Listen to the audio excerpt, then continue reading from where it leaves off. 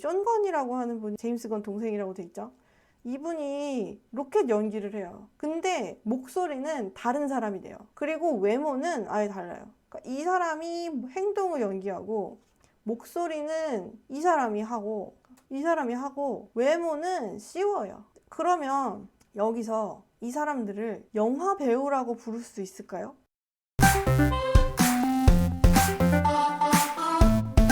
안녕하세요, 도그냥입니다. 네, 오늘은 이 생성형 AI 시대에 미래에 살아남을 직업 월드컵을 해보려고 해요. 왜 갑자기 이상형 월드컵이냐면, 저도 이거 해보고 싶었거든요. 아니, 얼마 전에 그 유튜브에서 침착맨님하고 주우미님하고 그 영화평론가 이동진님이 진행하시는 그 프로그램 두 분은 이제 초대 손님으로 가셨고, 이동진 님이 진행하시는 거기서 미래에 살아남을 직업 월드컵 이걸 하시더라고요. 그래서 뭐 얘기를 하시는데 너무 재밌는 거예요. 그래서 저 직업들이 대부분 다 생각하시는 게 이제 뭐 AI나 아니면은 로봇이나 이런 걸로 대체된다는 얘기를 막 하시는데 그럼 이거 서비스적으로는 어떻게 생각을 해서 이 서비스를 만들고 대체를 하지? 이런 생각들이 자꾸 들어가지고 나도 그냥 무턱대고 해봐야겠다 라는 생각이 들어서 이렇게 자리에 앉았습니다. 재미가 있든 없든 좀 재밌게 얘기를 해보려고 해요. 저만 재밌으면 됐죠. 저는 이제 좀 관심 있으신 분들에게는 무엇이든 다 도움되지 않을까. 네, 미래에 살아남을 직업 월드컵 32강이에요. 자, 성직자하고 지휘자. 요거는 어떻게 생각하냐면, 저는 이제 어떤 방향으로 생각해 볼 거냐면, 성직자를 온라인 서비스로 만든다, AI 서비스로 만든다라고 했을 때, 그리고 지휘자를 온라인 서비스로 만든다라고 했을 때, 이게 바뀔 수 있는지 서비스 관점에서 한번 생각해 보려고요. 그러면 성직자, 지휘자, 뭐 일단 무슨 일을 하는지부터 생각을 해봐야죠. 성직자 하는 역할이 뭔지를 좀 봐야겠죠. 하는 역할이 뭐냐? 성직자가 하는 역할은 뭐 여러 개가 있겠지만 그 중에서 뭐 제일 큰 거는 이제 저 그림 속에 있는 성직자라면은 이제 제일 높은 분이잖아요. 일단 저분은 너무 높은 분이기 때문에 조금 낮은 동네의 신부님 기준으로 한번 생각해 보겠습니다. 신부님. 저희가 서비스를 만들려고 하면 그 서비스가 제공해 주는 어떤 그 가치, 밸류를 먼저 체크를 해야 되잖아요. 이 밸류가 뭐가 있는지를 좀 보려면 이 서비스가 하는 역할을 좀 정리를 해야 되는데, 이제 저는 그 신부님이 하는 가장 큰 역할 중에 하나는 아무래도 예배 진행, 그리고 이제 두 번째로는 저는 세례가 떠올려요. 세례를 준다고 하죠. 이렇게 뭔가 이 사람에게 축복을 내려주는 거죠, 종교적으로. 그리고 세 번째로는 저희가 그 드라마나 영화에서 많이 나오는 고해성사. 참고로 저는 천주교가 아니에요. 그래서 정확하게 더 많은 어떤 무언가 모르겠지만, 그리고 이 예배에는 설교가 들어가죠. 설교. 교회가 아니라서 설교라고 표현을 하는지 모르겠지만 설교 말씀 보통 해주시고, 그다음에 사이드 잡이라고 해야 되나요? 사이드로 결혼식이라던가 이런 행사를 뛴다는 건 아니지만 행사에 대한 어떤 그 예배를 또 진행하죠. 여기에 이제 들어가 있는 거죠. 여기에.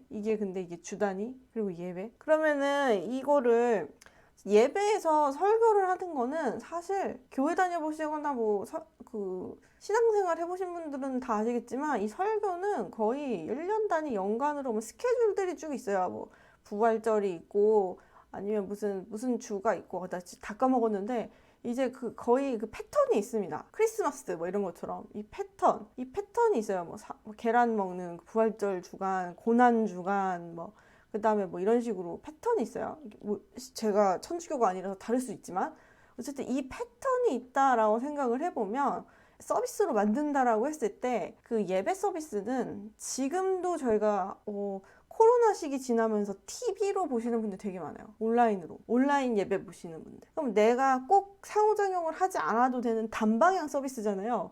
자꾸 이렇게 서비스적으로 생각하니까 좀 웃기죠? 단방향 서비스잖아요. 그래서 상호작용이 없는 단방향 서비스 같은 경우에는 제 생각에는 대체가 가능하다. 스케줄링에서 컨텐츠를 만들어서 이렇게 뭐 TV처럼 온라인 서비스에서도 자기 뭐 어떤 시점이나 아니면 이 사람 케이스에 맞게 예배의 설교 말씀이라던가 이런 거를 할 수 있겠죠. 그런데 이제 뭐 예를 들면은 교회에 모여서 해라라고 했으니까 이게 뭐 저희가 개인으로 하면 이제 B2C인데 B2C는 안 될지 모르겠지만 설교랑 예배 같은 경우 만약에 이렇게 이제 앞으로는 교황님이 이제 사람을 지정하는 게 아니라 프로그램을 교황님이 다 짠다, 독점한다. 말도 안 되는 얘기지만 만약에 그렇게 해가지고 모든 이 지역 지부들의 똑같은 설교를 이렇게 내려주는 서비스를 만든다. 그럼 저는 바뀔 수 있을 것 같아요. 자, 그리고 세례도요. 이게 세례명을 내려주는 건데 세례명 내려주고 이제 축복해주고 교인으로서 어떤 인정을 해주는 거죠. 인정. 그러면은 이것도 가능할 것 같아요. 제 생각에. 왜냐면 이거를 서비스라고 생각을 해보면 회원 데이터가 쭉 있어요. 신도겠죠. 이게 기본 회원 데이터 신도인데 이 중에서 세례받은 사람을 만들어주는 거고 그 세례에 대한 절차를 넣어주는 거니까 어떤 절차 프로세스를 통해서 이 세례 여부라고 하는 값에 YN을 만들어준다라고 하면 저는 이 세례는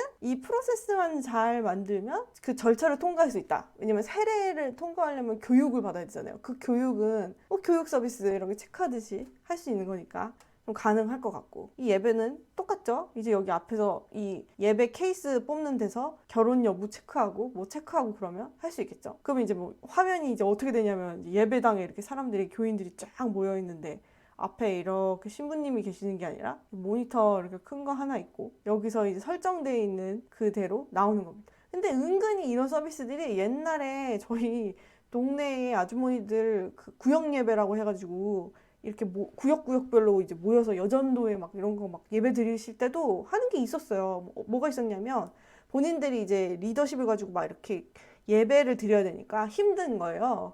그러니까 막 무슨 테이프 같은 게 있어요. 예배 테이프. 그 예전이니까 테이프. 요즘엔 유튜브겠죠. 유튜브 아니면은 뭐 이렇게 서비스가 있겠죠. 찬송가 반주도 나오고 설교도 짚어주고 뭐 그렇게 해주는 그런 예배 테이프가 있어서 그거 따라서 하는 걸 제가 봤었거든요.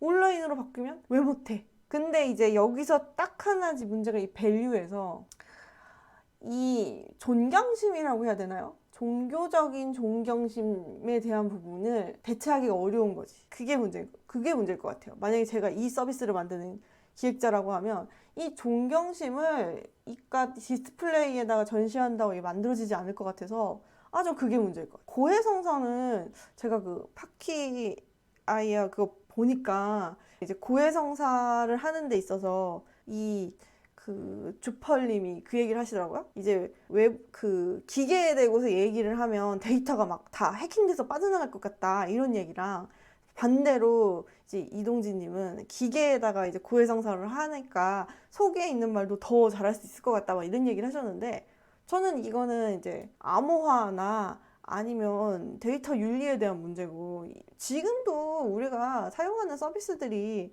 그 내부에서 일어나는 데이터들 직원들이 다 볼 수 있는 게 절대 아니거든요. 되게 일부에게만 권한이 열려 있고 그것도 다 암호화돼서 보이거나 실제 내용이 보이지 않는 경우도 있어요. 법적으로 문제될 수도 있는 거고. 그래서 뭐 고해성사 우리가 뭐 드라마에서처럼 누구를 죽였습니다 할 것도 아니고 간단한 고해성사라고 하면 오히려 빅데이터를 통해서 답변을 미리 다 만들어 놓은 다음에 뭐 대답을 해준다거나 이거는 생성형 AI로 어느 정도 커버가 가능하다라는 생각이 들어요. 챗GPT 같이 되는 거죠. 챗GPT처럼 고해성사 프로그램은 간단한 형태는 다 온라인으로 대체가 가능하다. 자, 그러면 이제 살아남을 직업이기 때문에 이런 서비스를 만들어가지고 신부님에 대한 걸 완전히 없앨 수 있느냐? 이 신부님이 아예 안 뽑고 다 이걸로 대체할 거냐라고 얘기를 해보면 뭐 제 개인적인 생각에 이 부분, 존경에 대한 부분이랑요. 사실 이 존경이 가지고 있는 게 이제 사회적인 권력도 있잖아요. 권위라고 해야 될까요? 권위도 있잖아요. 이 권위적인 부분까지 이게 다 해소가 된다 그러면 대체가 되겠지만 그 부분이 아니라고 하면 대체되기 어려운 부분이 있을 것 같다라는 생각이 드네요.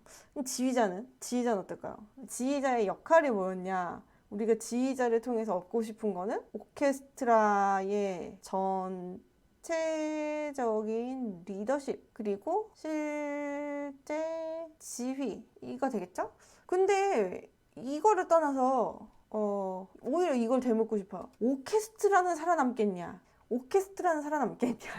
왜냐면 지금 우리 이제 음악 만드는 데 가보시면 기타 세션 있고 뭐 드럼 세션 있고 키보드 세션 있고 그런데 처음에 작곡을 하거나 아니면 단독으로 작곡하는 사람은 이 악기를 다 다루거나 아니면은 뭐 런치패드 같이 이 소리들을 녹음시켜 놓은 기계에다가 그 악기의 소리를 일부 넣어놓고 그거를 합쳐서 사용을 해요. 그러니까 오케스트라라는 개념이 엄청나게 다양한 악기들의 조합인데, 이미 음악계에서는 필요에 의해서 오케스트라나 음악단을 만들지 않고 밴드를 만들지 않고 개인이 밴드의 역할을 할 수 있는 시대예요. 그럼에도 불구하고 오케스트라가 살아남아 있다라고 하면 저는 이거는 일부러 남겨놓은 거라고 생각해요. 일부러. 왜냐? 아트의 차원에서. 그리고 실제 지휘는요, 혹시 저는 이제 초등학교 때랑 고등학교 때 합창단을 했었어요. 근데 합창단에서는 뭐가 중요하냐면 지휘자가 있어요. 그럼 지휘자가 타이밍을 알려줘요. 그러니까 이게 지휘가 없어도 연습이 굉장히 돼 있으면은 그 뭐 소프라노가 치고 들어올 파트, 뭐 알토가 치고 들어올 파트 알긴 아는데, 이렇게 하면서 소리를 키워라, 이렇게 하면서 소리를 낮춰라, 이게 연습이 아무리 되어 있어도 누군가가 딱 한 번 지휘를 해주면 이게 쫙 몰리는 게 있거든요. 왜냐면 우리가 사람이니까.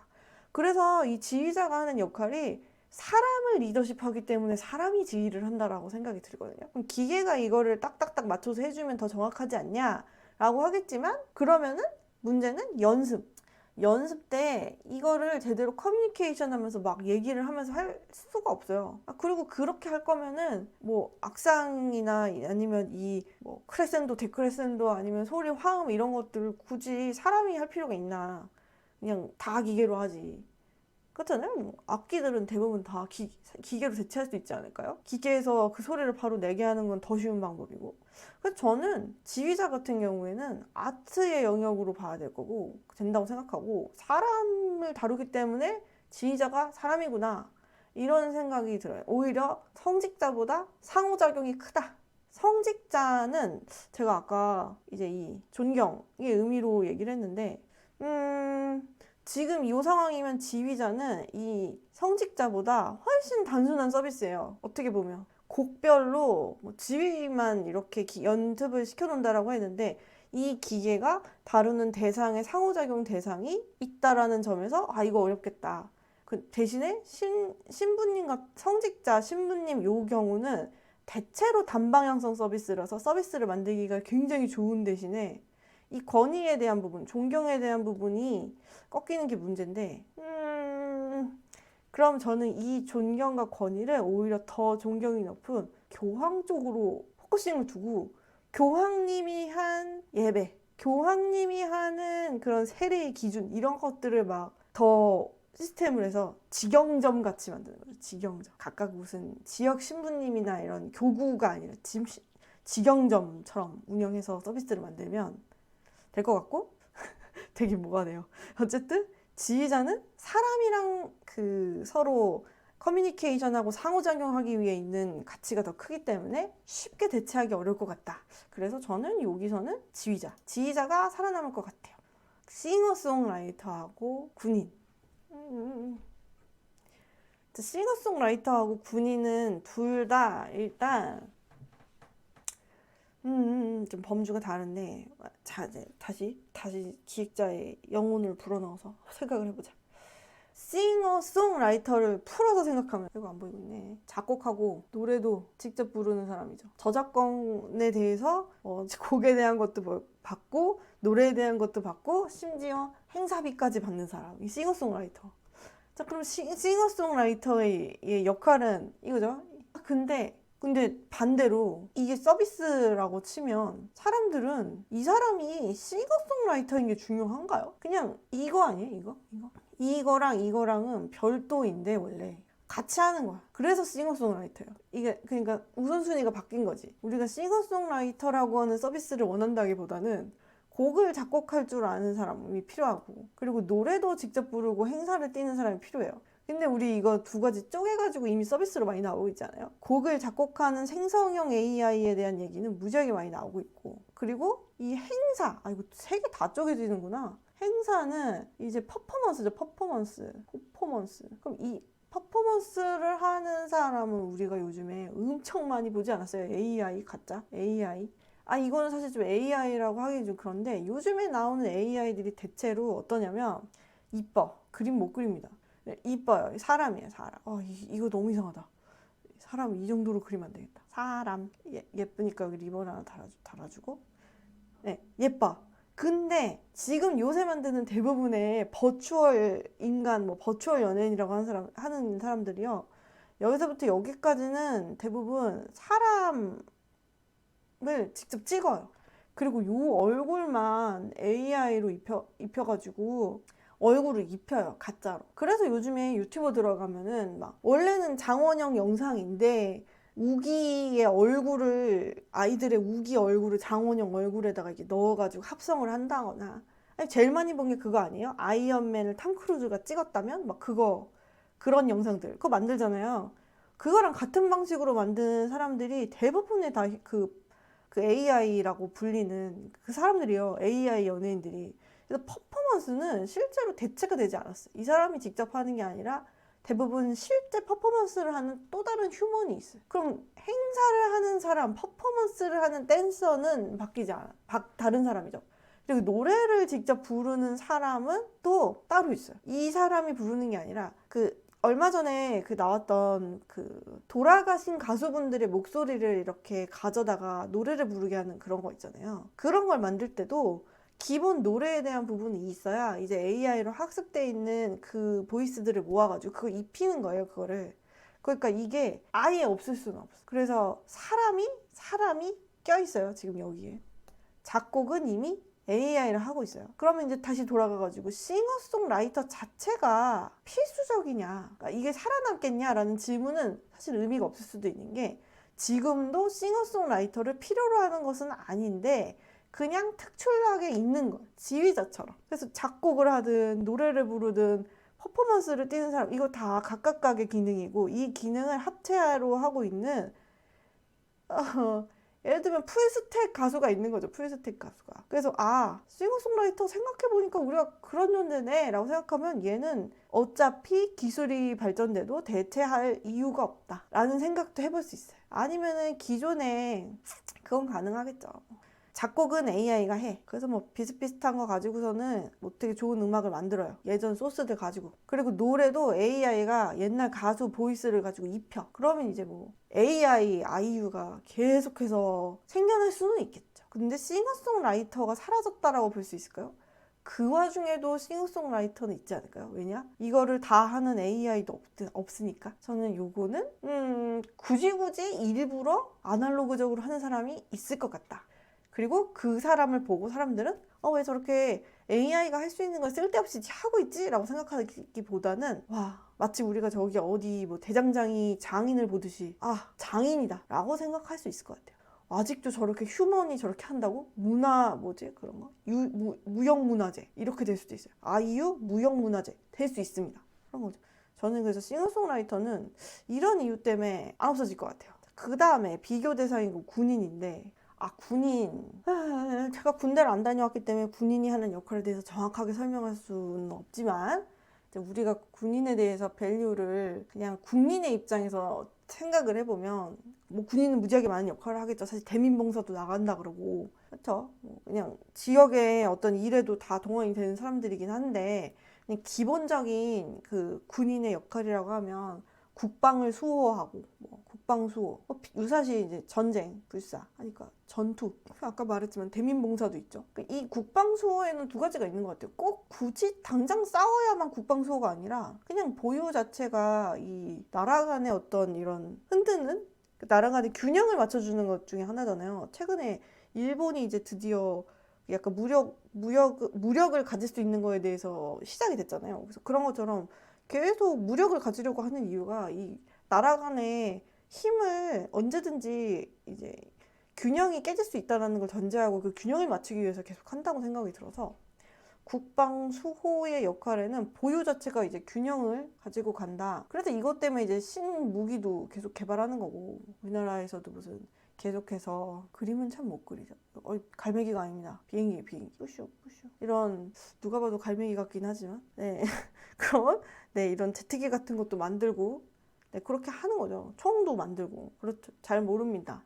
잘 모르는 건 깊이 있게 얘기하지 않겠지만 수많은 영화에서 예전부터 로봇으로 대체해가지고 반항심이 없는 군인에 대한 모티브가 영화에서 굉장히 많이 나왔잖아요. 제일 유명한 게 로보캅 같은 거 아니에요? 로보캅 같은 게 로보캅 자체는 사람 휴먼에다가 이제 그 기계를 입힌 어떻게 보면은 그 뭐라 그러죠? 그런 걸? 네, 요새 단어가 좀 생각이 안 나요. 애 낳고 나서 단어가 좀 생각이 안 나는데 어쨌든 그거는 휴먼을 베이스로 한 거니까 사이보그잖아요. 사이보그. 어우, 떠올랐어. 사이보그잖아요. 근데 그 로보캅이랑 경쟁을 하는 두 번째 모델부터는 사람이 안 들어가요.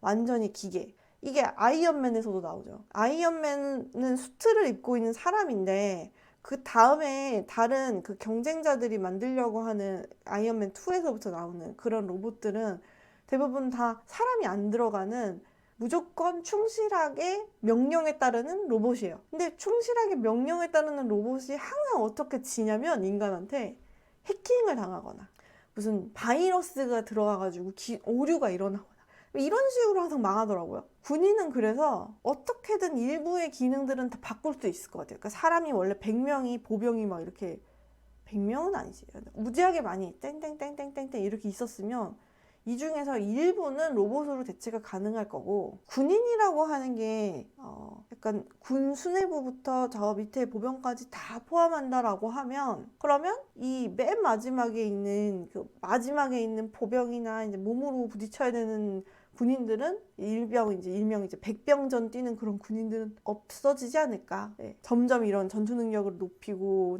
이렇게 하겠죠. 대민봉사는 다른 로봇들이 하겠죠. 막 예를 들면 막 홍수 나가지고 막 싹 다 쓸려갔어요. 그럼 거기 복구하러 이제 군인들이 많이 가시는데 이제 그땐 복구 로봇이 가겠죠. 그런 식이죠. 그러면 군인은 많이 줄어들겠죠.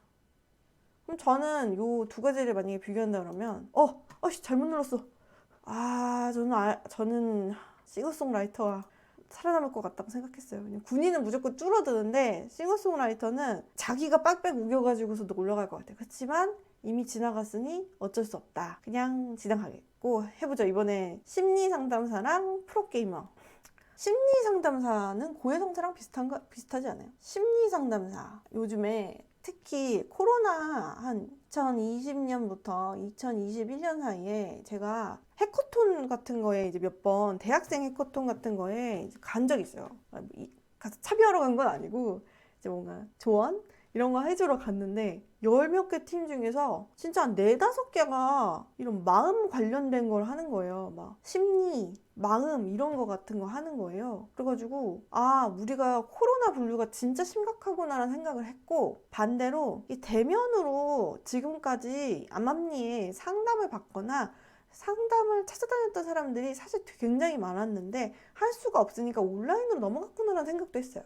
그리고 저희 회사 같은 경우에서도 이런 심리 상담 관련된 어플을 이제 회사 복지로 지원을 해주거든요. 회사 복지로 지원을 해줘가지고 그거를 이제 쭉 보다 보니 아직 써먹진 않았는데 그 보면서 느낀 게 되게 마음이 힘들거나 이제 뭐 이렇게 육아 휴직 전에 복직 앞두고 있을 때 이거 내가 제대로 할 수 있나 이런 고민이 들 때 상담을 받아볼까 이런 생각 들긴 하더라고요. 근데 상담을 하려고 할 때마다 제가 못했던 이유가 하나 있어요. 뭐냐면 사람을 못 고르겠어요. 심리상담사 어플에 이렇게 들어갔더니 이렇게 어플에 사람이 너무 많아. 리스트가 상담사 A, 상담사 B 막 이렇게 쭉 사람이 있어요. 그 사람 프로필을 보고 나더러 고르래. 근데 여기에 할아버지, 여기엔 지긋하신 분도 계시지만 여기 막 엄청 어제까지 대학교 다니다가 그 예쁘게 민호정민 스튜디오 같은 데서 사진을 찍은 것 같은 그런 분들이 있단 말이에요. 이분한테 내가 상담을 받는 게 맞나? 이런 생각이 들더라고요. 왜냐면 내가 더 늙었으니까. 그래서 물론 이분들의 전문성은 인정하지만 고르는 게 힘들어서 내가 상담 시작을 못했어요. 어떤 분한테 해야 될지 모르겠더라고요. 그래가지고 만약 이게 온라인 서비스로 돼 있었고 오히려 내가 AI 챗봇한테 상담을 하는 거였다면 난 더 쉽게 접근했을 것 같아요. 근데 지금은 보통 이런 고객센터나 챗봇이 생성형 AI가 지금 등장하기 전까지는 시나리오 베이스였거든요. 자, 여러분 고객센터 챗봇 같은 거 이용해 보셨어요? 그러면은 고객센터 챗봇은 엄청나게 많은 시나리오를 가지고 있어요. 여기서 처음에 왜 오셨어요? 1번 전 이커머스니까 배송 문의, 2번 상품 문의, 3번 환불 문의 뭐 이렇게 있어요.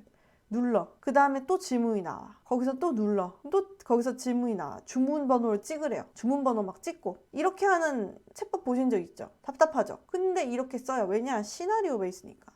이 시나리오 베이스라는 건 뭐냐면 이 모든 종류의 시나리오 막 몇천 개 되는 거를 상담사가 미리 답변을 써놓고 거기서 그 케이스 흐름을 따라가가지고 마지막에 적합한 시나리오로 답을 주는 거예요. 근데 주문 번호를 왜 넣냐? 그럼 이 주문 번호를 가지고서는 뭐 주문 상태를 조회를 하거나 해가지고 이렇게 정해져 있는 답변에 여기 이렇게 딱 끼워가지고 주문 번호 몇 번은 배송 중입니다. 이렇게 끼워서 나가려고 시나리오를 이렇게 써놓은 게 옛날 챗봇이거든요.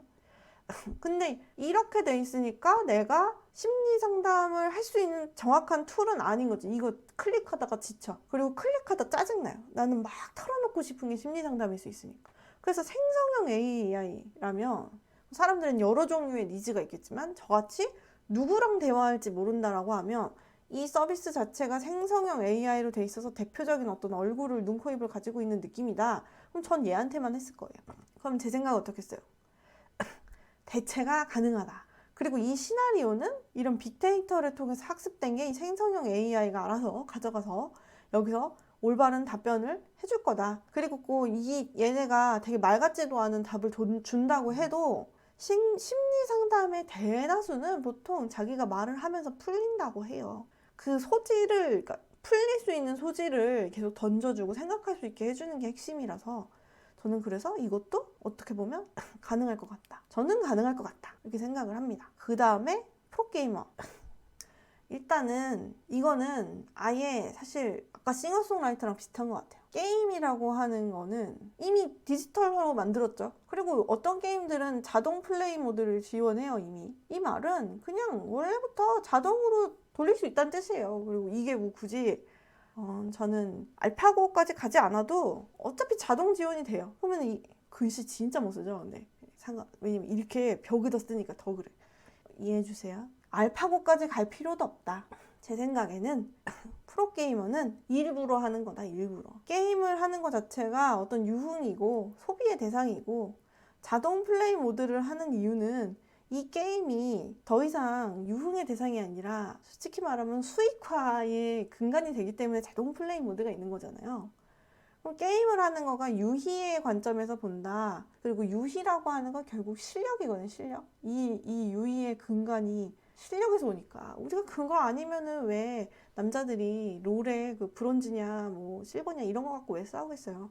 실력에서 오잖아요. 그러면 이 프로게이머도 결국엔 우리가 자동 플레이 모드를 모두 만들어 놓는다고 해도 내 자동 플레이 모드랑 네 자동 플레이 모드를 겨루는 한이 있어도 프로게이머는 경쟁에서 유희의 관점에서 살아남는다. 이렇게 봐요. 스포츠나 마찬가지죠. 스포츠처럼. 싱어송라이터도 마찬가지. 지가 좋아서 하는 거는 살아남을 수밖에 없고 그리고 내가 인간으로서 저 사람 대단하다 라고 이렇게 하는 상황이라면 저는 충분히 계속해서 살아남지 않을까라고 생각이 듭니다. 그래서 저는 프로게이머가 살아남는다고 생각해요. 잘 눌러야지. 프로게이머. 미래에 살아남을 직업 월드컵 4번째. 요리사랑 패션 디자이너. 여러분 요리사 요즘에 진짜 많이 대체된 거 아시죠? 요리사라고 하는 사람이 하는 업무를 밸류 뭐가 있냐? 밸류로 치면은 사용자 입장에서는 음식을 제공해 주는 사람이에요. 근데 그냥 음식이 아니라 고급 음식. 지금 그림은 저분은 고급 음식이지. 근데 요리사 자체는 그냥 음식을 제공해 주는 사람이 요리사다. 그럼 이미 많이 대체가 진전되고 있다. 이렇게 보여요. 우리가 집집마다 결혼하면 제일 먼저 사는 게 뭔지 아세요? 에어프라이어. 에어프라이어가 사실 멀티쿠커에 가까워요. 막 튀김도 되지, 오븐도 되지, 그냥 뭐 집어넣기만 하면 다 된대요. 요즘에 가스레인지 보시면 자동 모드들이 있습니다. AI 모드들. 그래서 예전에 뭐 솥밥 같은 거 하려고 그러면 불 조절을 막 이제 해야 되잖아요. 그 불 조절을 직접 해줘요. 찾아봐서 보여드려야겠다. 뭐더라 그게. 솥밥 AI 조리. 여기 있다. 불 조절 걱정 이제 그만 자동 조리 가능. 이 불 조절 솥밥이 있어요. 지금. 그래서 노블 인덕션 프리덤 여기서는 자동 밥짓기 기능을 여기서 AI 설정을 하고 냄비만 올려놓으면 불 조절 알아서 해준다 이거죠. 밥하는 게 제일 어려운 게 그건데 지금 솥밥이 불 조절 알아서 해준대요. 그러면 어려울 게 없지. 근데 이게 나중에 어떻게 된다?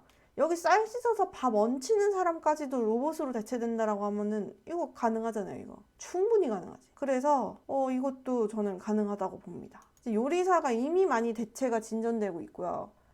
그리고 제일 많이 나온 로봇. 여러분 로봇 피자 이런 거 들어보셨어요? 로봇 피자? 네. 로봇 피자를 로봇이 만드는 거예요. 근데 피자가 사실 좀 단순하긴 하죠. 잘 만들어진 도우에 정확한 양의 정량의 토핑을 얹고 정확하게 구워서 그 맞는 시간에 꺼내면 피자가 나옵니다. 그쵸? 이런 조리들은 이제 조금 더 로봇이 많이 할 수 있다라고 생각을 하고 있고, 아메리카노 내리는 기계도 유명하죠. 로봇 커피, 로봇 피자 찾아볼까요? 탐앤탐스 로봇 커피. 시도가 무지하게 많다. 이 사람도 뭐 이런 사람은 이제 뭐 바리스타 뭐 이렇게 표현하지만 어쨌든 요리를 한다는 관점에서 봤을 때 무인 결제와 로봇 커피로 아메리카노를 뽑아 마실 수 있는 사회예요. 이미 로봇 피자도 있어요. 피자도 로봇이 굽는다. 고피자, 피자 로봇. 보면 뭐 이렇게 있어. 보이시죠? 얘가 토핑 얹어서 여기다 넣어서 그럼 얘는 이 사람이 딱 꺼내가기만 하면 돼요. 이렇게 하는 게 이미 있다. 그럼 요리사는 누군가 최초의 레시피를 만드는 사람은 있어야겠지만 그 레시피는 사실 빅데이터로 모을 수 있어요. 레시피 빅데이터로 수집 가능. 그럼 신규 메뉴 개발은 어떻게 되냐? 생성형 AI가 하면 되지. 아니 이거는 먹어보고 막 이렇게 해야 되는 거잖아요 라고 설명하실 수 있지만, 레시피를요 빅데이터로 수집을 해서 어떤 정량의 뭘 가지고서 어떤 결과가 나온다라는 데이터를 많이 모을 수 있다라고 하면 생성형 AI가 맛은 안 보지만 그냥 수천 수백 개의 그냥 레시피를 쏟아낼 수 있어요. 그럼 그거를 누군가가 요리를 해보면 돼. 이 로봇을 만드는 사람이. 이 사람들이 먹어봐요. 해보고 똑같이 정량대로 해서 먹어봐. 괜찮은 걸로 택하면 되죠. 그러면 요리사가 없는 식당들이 많이 생길 수 있다. 저는 그래서 요리사는 대체가 될 수 있다고 봐요. 물론 이 요리를 하시는 분들이 아주 기준 이상의 엄청난 고급 서비스나 아니면 엄청난 그 수준의 음식이다라고 하면 그거는 다른 부분, 아트의 영역이라고 보고, 굉장히 고급스러운 요리사들은 살아남겠지만 이 사람들은 아트의 영역일 것 같고, 그냥 대체로 어떤 기본적인 수행을 한다거나 표준적인 음식으로 들어가는 요리사들인 경우에는 대체가 가능할 것 같다. 네, 그렇게 생각이 드네요. 오만한 생각일 수 있어요. 자, 그 다음에 패션 디자이너. 여러분 이것도 이미 많이 왔습니다. 패션 디자이너. 여러분 그 해외에 쇼핑몰 중에 쉬인이라고 아세요? 검색을 해봐야지. 쉬인. 예, 쉬인이라고 있어요. 이게 아주 특이한 사이트인데 이게 일단 글로벌 서비스고요. 보면 10대들이 미국의 10대들이나 이런 서양 쪽의 10대들도 많이 이용하는데 약간 이게 중국계 서비스예요. 보면 한글 굉장히 어색하게 있죠? 중국계 서비스고 보면은 옷들이 굉장히 싸요. 되게 싸요. 근데 여기가 상품 수가 무지무지 많고 세일하는 의류들을 보면은 그 가격을 이렇게 팔아도 되나 싶을 정도로 쌀 때도 있어요. 얘 지금 우리나라에서 티셔츠 이거 살려고 그러면 얼마나 들 텐데 얘는 막 6,000원 막 이래요. 이게 왜 가능하냐면요. 쉬인이 무슨 문제에 걸린 적이 있냐면 저작권 문제랑 맨날 얘기가 돼요. 보면 쉬인이 저작권 침해로 고소를 당한 적이 있습니다. 이게 왜 그러냐? 쉬인은요, 이거를 어떤 식으로 만드는 회사냐면, 쉬인 같은 경우에는 이렇게 SNS, 인스타그램 같은 데 보면은 지금 유행하는 사진들이 되게 많이 올라올 거잖아요. 해외 같은 경우에는 핀터레스트도 있을 거고. 그럼 여기에 있는 그 패션 트렌드들 사진들을 다 모아요. 그리고서 이 빅데이터를 활용해가지고 지금 당장 생산하면 잘 팔릴 것 같은 디자인을 뽑아요. 그래서 이거를 소량 생산해요. 그러면은 이게 대량 생산인가? 아무튼 이걸 생산해요. 소량 생산, 대량 생산 헷갈린다. 아무튼 디자인을 뽑아서 생산을 해요. 그럼 팔릴 것만 만들 수 있잖아요. 그러니까 굉장히 가격 단가를 낮출 수 있대요. 직접 그걸 공장에서 만들거든요. 근데 문제가 뭐냐면은 인스타그램이랑 핀터레스트에 올라오는 이 의류들이 누군가의 작품일 거 아니에요. 어떤 디자이너들이 만든 작품일 거잖아요. 그럼 그 디자이너들의 디자인이 유행을, 만약에 어떤 특정 브랜드의 디자인이 엄청나게 유행했다. 이게 특정 브랜드다. 그럼 이 디자인을 거의 베끼다시피 들어가게 되는 거예요. 그래서 이 쉬인이 저작권 침해로 고소당한 이유가 뭐냐면 이 사람의 의류가 잘 팔렸겠죠. 미국의 아티스트의 이 사람이 자기가 만든 의상이 이 디자인을 사용을 했다인데, 일부러 했다기보다는 시인이 이거를 그 AI를 통해서 이제 뭔가 만들어내는 과정에서 활용이 됐을 것 같아요. 이거 생성형 AI랑 비슷하죠. 지금 생성형 AI들도 무지하게 많이 얘기들이 나오는 게, 그래서 그 생성되는 글이나 아니면 그림이나 이런 아트들이 결국에는 누군가 저작권을 가지고 있는 그림이나 이런 것들을 도용해서 만드는 거랑 다름없지 않느냐. 그러면 온라인상에 올라가 있는 기본 소스들이 된 거에 대한 저작권은 어떻게 보장해 줄 거며, 얘들이 이걸 거의 복제하다시피 사용하는 거에 대해서는 저작권 침해로서 누가 책임을 질 거냐, 이런 얘기들을 하고 있습니다. 그래서 다시 미래에 살아남을 직업 얘기를 해본다라고 하면, 우리가 패션이 지금 돌고 돌아요. 패션 디자이너의 창의력의 영역은 어느 정도 본인들도 굉장히 힘들어하는 시즌이 왔을 거예요. 그러니까 막 20년, 30년마다 계속 패션이 돌겠죠. 그럼 트렌드가 되게 명확하다라고 하면, 패션 디자이너 자체는 굉장히 하이 레벨의 정말 특수한 패션 디자이너들을 제외하면 인스타그램, 핀터레스트를 통해서 디자이너 없이 만들어내는 이런 시인의 방식이 보편화될 수 있기 때문에 많은 수의 패션 디자이너들이 사라질 거다라고 생각이 들긴 해요. 제 생각입니다. 요리사랑 패션 디자이너 전 둘 다 마찬가지인 것 같은데, 그래도 그나마 제일 꼭대기에 있는 사람들은 둘 다 아트의 영역으로 넘어가기 때문에 문제가 안 될 거라고 생각은 하고요. 더 많은 수의 사람이 존재하는 쪽이 더 많이 없어졌다라고 봐야 된다라고 생각을 하는데, 국내의 자영업자 비율이 무지하게 높대요. 보시면 한국에서 자영업자 비율 한번 찾아볼게요. 자, 전체 취업자 중 이게 언제 거냐? 2023년 3월 2일인데 전체 취업자 중 20% 수준으로 취업자 중 5명 중 1명은 자영업에 종사한다 라고 돼 있습니다. 자영업자에서 그럼 요식업 비중을 한번 보면 그 중에서도 21%, 패션 디자이너보다 요식업 종사자가 많을 거라는 생각이 딱 들지 않으세요? 네. 그래서 저는 도소매업도 많은데 이 중에 의류업이 있을 확률과 의류업인데 디자인을 직접 할 확률은 훨씬 낮기 때문에, 저는 미래에 살아남을 직업은 이 두 가지를 이제 비교를 하면 그나마 패션 디자이너가 살아남을 것 같다라는 생각이 듭니다. 자, 이번엔 그러면 5번째예요. 영원히 할 것 같아요, 이거. 제가 생각한 것보다 제가 말이 많네. 한참 하네요, 이거. 이래서 몇 시간씩 하는구나. 해보고 깨달았어요, 지금. 대통령과 영화배우. 대통령. 대통령이 하는 역할은 뭐 수도 없이 많겠지만, 일단은 대표성을 띠는 역할들을 하죠. 모든 걸 다 직접 판단해서 정치를 만들진 않을 거고, 많은 의정에 하시는 분들이 취합된 것들 중에서 의사결정을 하는 역할을 주로 하시겠죠. 그리고 이제 중요한 관직자들을 이렇게 등용하는 역할을 하고, 근데 제일 중요한 역할은 대표성을 띈다는 부분인 것 같아요. 그러니까 우리 외교하는 거 보면 우리가 내부에서 뭔가 그 테이블에서 협상을 하는 것도 중요하지만, 이 사람이 어디를 방문을 한다 안 한다 이런 것만으로도 굉장히 정치적 의미를 두고 국가의 방향성에 대한 얘기가 나오잖아요. 그래서 대통령이 뭔가 말 한마디를 할 때마다 거기에 무게감이 실리는 이유는 이런 대표성 때문인데, 이 대표성을 온라인 서비스로 바꿀 수 있냐? 될 수가 없다고 생각합니다. 이거 대통령은 그냥 나라의 정체성을 드러내는 대표성 있는 사람으로서는 필요한 것 같아요. 영화 배우는 좀 생각이 다른데요. 최근에 그 해리슨 포드가 다시 인디아나 존스 시리즈를 새로 찍는다고 해요. 근데 여기에서 디지털 디에이징 기술을 이용해가지고 해리슨 포드가 지금 찍었는데 얼굴은 한 30대, 40대 정도로 나오게 찍었어요. 우리나라에서도 지금 디에이징 기술이 한창 적용을 하려고 노력 중이긴 한데, 지금 이렇게 나이가 많은데 이제 디에이징이 이렇게 돼 있는 거잖아요. 그럼 이게 무슨 뜻이냐? 디에이징만 되는 게 아니죠. 얼굴만 이렇게 갈아 끼우는 것도 가능한 거잖아요.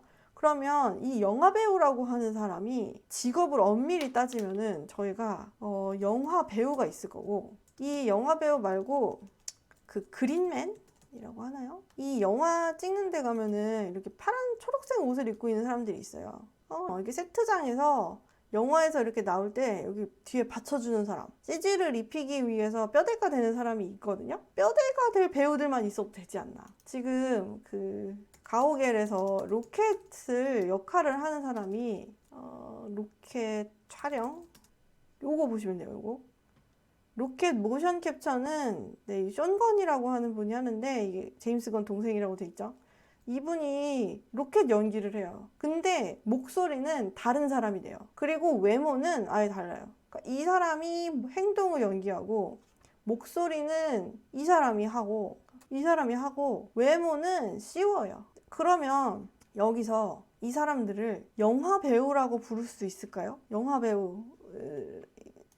배우라고 얘기하면 영화 배우를 지금 기능 3개로 쪼갠 거예요. 행동, 외모, 목소리. 이걸 다 쪼개서 로켓을 구현했잖아요. 자, 그러면은 행동을 하는 사람은 모션 캡처 연기자일 거고, 라는 직업이 될 거고, 외모를 하는 건 지금 CG고요. 풀 CG. 아니면 옛날 배우 가져와요. 해리슨 포드가 계속해. 우리나라도 지금 몇십 년째 주연이 안 바뀌고 있잖아요. 저 어릴 때 주연이었던 분들이 아직도 주연이에요. 특이한 세상이지. 목소리는 우리가 이거 목소리만 연기하는 사람을 뭐라 부르죠? 성우라고 부릅니다. 그럼 영화배우라고 하는 직업은 이렇게 3가지로 쪼개서 없어질 수 있냐? 있죠. 대배우의 연기의 영역이 이제 모션 캡처하는 사람에게 들어가겠죠. 그럼 영화배우라고 하는 우리가 알고 있는 토속적인 직업은 없어질 수 있을 것 같아요. 물론 이 상대 자체가 이제 너무 센 대통령을 만난 게 문제긴 하지만 이 2가지가 붙는다라고 하면 안타깝게도 우리는 여전히 지금 시대의 유명한 배우들, 이 사람 연기 잘해라고 했던 그 사람들의 연기를 빅데이터로 학습해서 제가 이제 막 60살이 될 때까지도 계속 볼 수도 있어요. 그런 시대에 가고 있어요. 그래서 저는 여기서 살아남으면 당연히 대통령. 이거 뭐 대볼 것도 없습니다. 자, 그러면 이번엔 기자하고 영화 감독. 기자부터 얘기해보면 우리는 기자를 너무 쉽게 보는 경향이 있는데요. 이제 받아쓰기를 하는 거냐 뭐 이런 얘기들을 하긴 하는데 제가 생각하는 기자는 의도성을 가지고 있는 사람이 있어요. 진짜 그게 기자인 것 같아요. 해석의 의도 아니면 설명의 의도를 가지고 있는 사람들이 기자인 것 같고 그냥 팩트만 쓰는 기사는 이미 기계가 쓰고 있습니다. 요약 AI가 이미 활동을 하신 지 굉장히 오래됐어요. AI가 쓴 기사들 많이 있어요. 정말로. 그리고 되게 초창기부터 많이 생겼어요.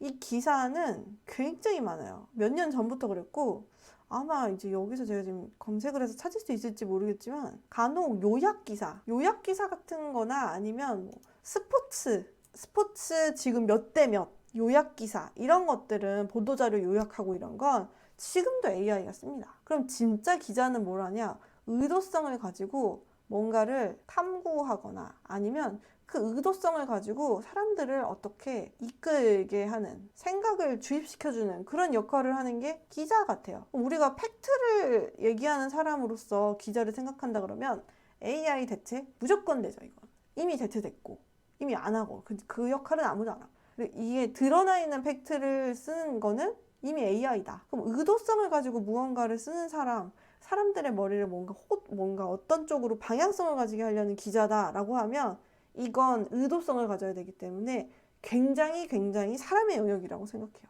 우리가 이제 기레기라고 부르는 그런 사람들 있잖아요. 막 이렇게 욕을 하는 경우가 있는데 저는 이런 사람들이 뭔가 잘못됐다 이런 걸 떠나서 이런 글 쓰면 안 되니까 이렇게 욕을 먹는 사람들조차도 어떤 그 데스크의 의도가 있을 거고 그리고 그 데스크의 의도에 맞게 행동을 했거나 아니면은 이 뉴스 사이트에 트래픽을 올려야 되는 미션을 가지고 있거나 하기 때문에 이거는 AI가 흉내내기 어려운 부분이라고 생각을 해요. 트래픽 높이는 자극적인 멘트는 학습을 시키면 되겠지만 진짜로 뭔가 의도성을 가지려고 한다. 특히 이제 정치, 경제, 사회 면에서는 의도성을 가진 그런 해석을 바탕으로 한 그런 언론사들이 많이 있기 때문에 이거는 사람의 영역이지.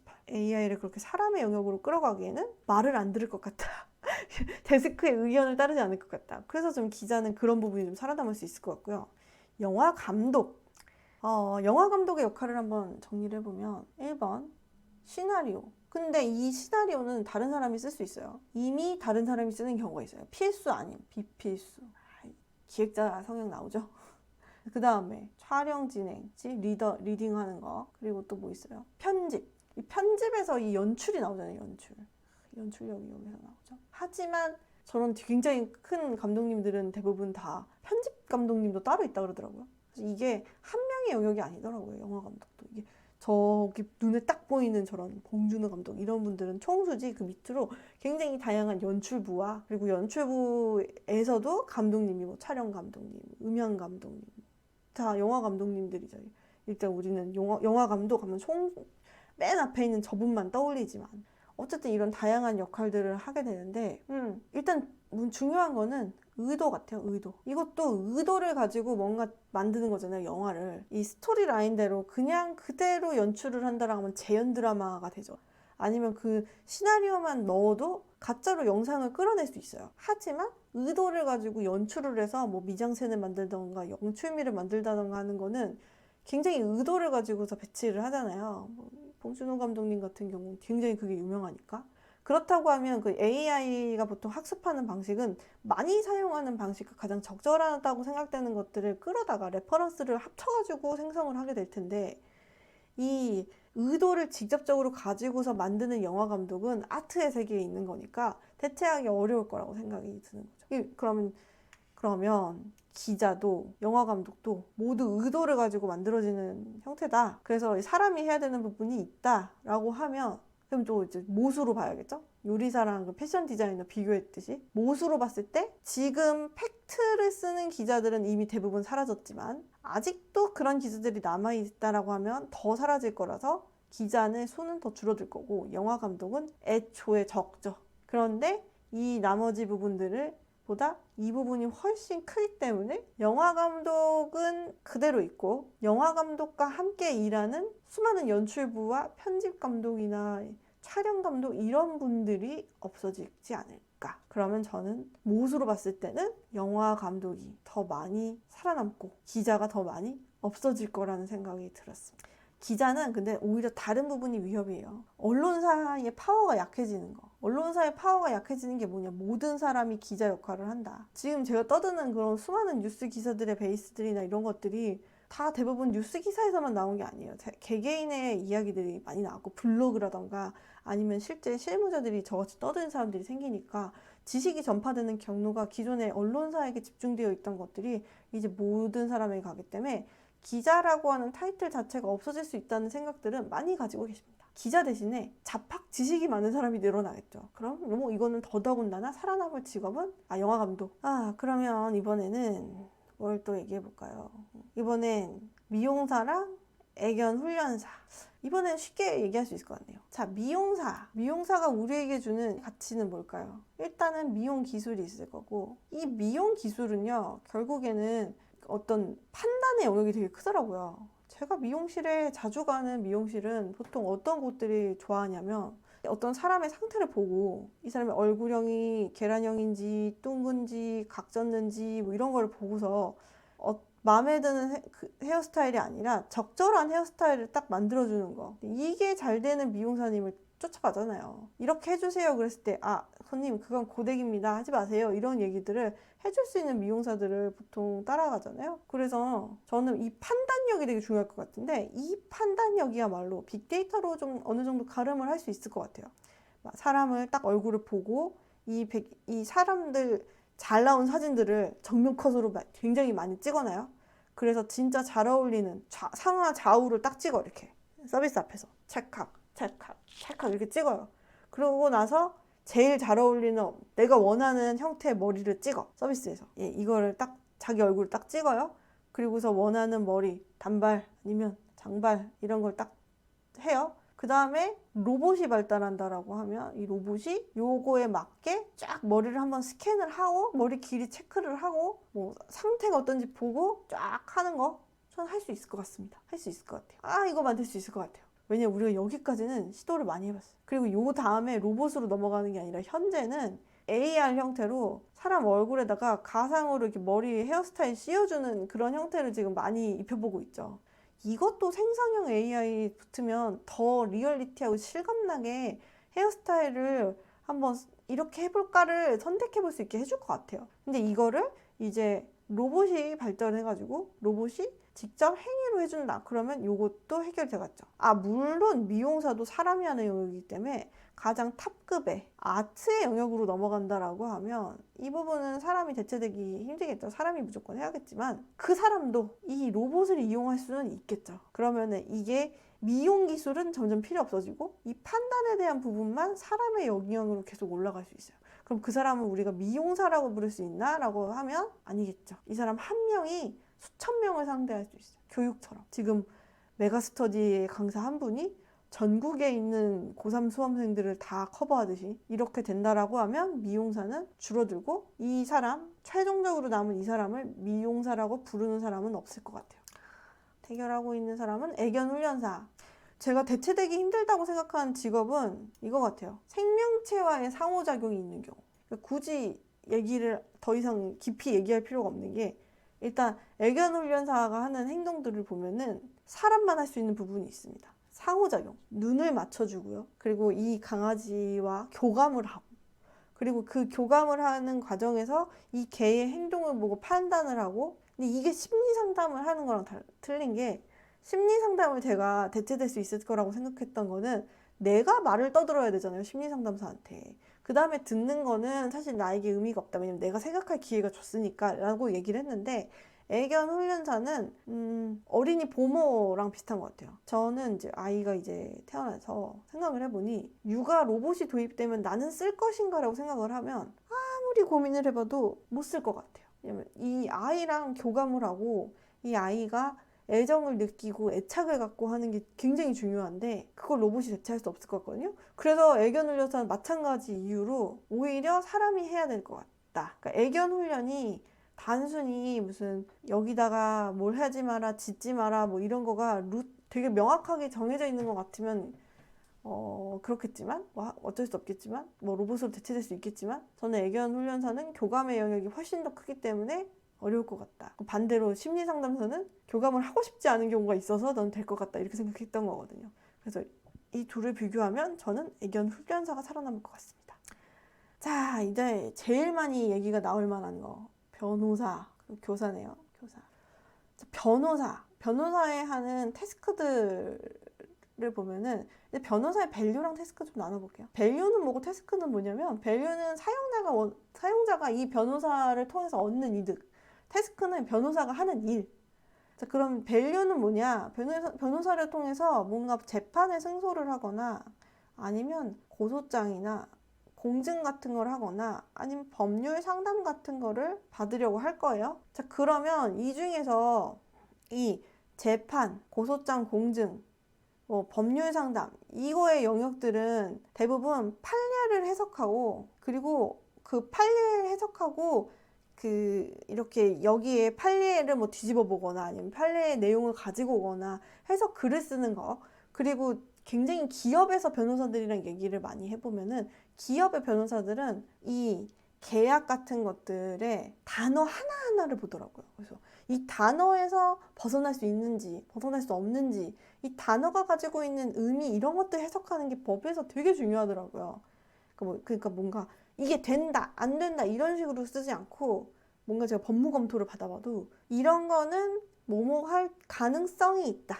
그러니까 뭔가 됩니다 이렇게 표현 안 해줘요. 뭔가 이렇게 되면 리스크를 많이 줄일 수 있을 것으로 해석이 됩니다 이런 식으로 표현하거든요.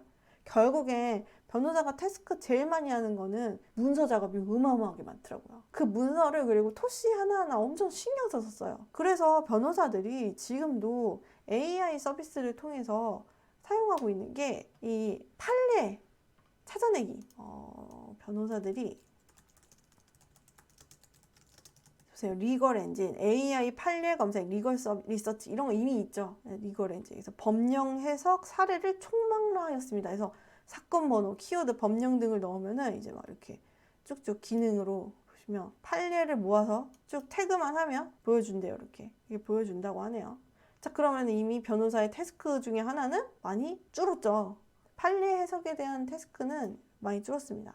그리고 단어나 이런 문장 작성하는 거는 어떤 의도만 명확히 써주면 더 문제 없도록 AI가 대체를 해줄 수가 있어요. 자, 그럼 이 역할만이 되는 거냐? 자, 그 다음에 재판에서 서로 막 이렇게 멋있게 법정 드라마처럼 하는 부분 있겠죠? 근데 이거는 이미 정해져 온 어떤 여러 가지 해석이나 이런 걸 가지고서 서로 이제 얘기를 하는 거니까 이 사전 단계가 굉장히 중요할 거고, 그러면 나중에 어차피 AI를 통해서 서로 뭔가 되게 똑부러지는 결과가 거기서 거기다라고 하면 재판이라는 걸 안 할 수도 있어요. 왜? 판사를 대체해버리면 되니까, AI로. 그럼 변호사는 어떻게 되느냐? 변호사가 많은 부분이 고소장 공증도 텍스트 영역이니까 AI가 더 잘할 수 있고, 법률 상담도 판례 해석이나 이런 부분의 문제라고 하면 AI가 더 잘할 수 있습니다. 그러면은 이 부분에서 많은 부분은 대체되겠죠. 잔잔한 업무들은.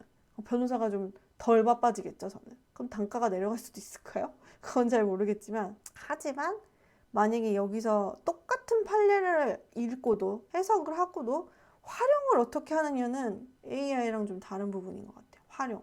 그래서 이 재판의 승소는 팽팽하게 맞서 싸우는 부분들은 해석의 여지가 다를 수 있다는 점이기 때문에 활용을 어떻게 하느냐, 판례를 보고 활용을 어떻게 하느냐에 따라 달라지는 거라서 재판에 대한 순기능으로 변호사의 역할은 남을 거다라고 생각이 들고, 그 외에 나머지 변호사의 역할들은 많이 줄어들겠죠. 변호사에게 좋은 소식은 태스크를 자동화할 수 있는 거, 뭐 우리들에게 좋은 소식은 그래서 일부 서비스는 변호사 안 만나고 해결할 수 있으니까 단가가 내려갈 수 있지 않을까, 그런 생각이 드네요. 자, 교사는 어떨까요?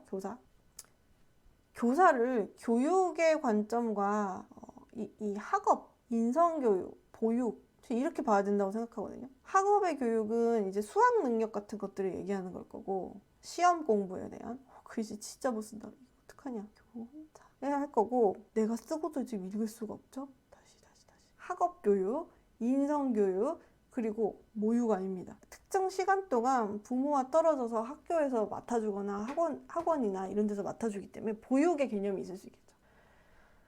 저는 학업 교육은, 인성 교육은 어떻게든 로봇이나 AI가 도움을 줄 수 있다고 생각을 합니다. 이거 돼, 안 돼라고 얘기할 수 있을 거고요. 학업 교육은 정답을 더 알려주거나 많은 설명을 해줄 수 있겠죠. 이미 온라인 교육이 많이 늘어나고 있고. 근데 학교가 가지고 있는 이 보육의 기능은요, 저는 교사가 있기 때문에 가능하다고 생각을 하거든요. 근데 이제 우리나라의 교육 시스템의 문제 중에 하나가 이 보육에 대한 기능이 이제 점점 더 많이 떨어지고 있다는 얘기들을 하죠. 그러면 이거는 그냥 우울한 얘기예요.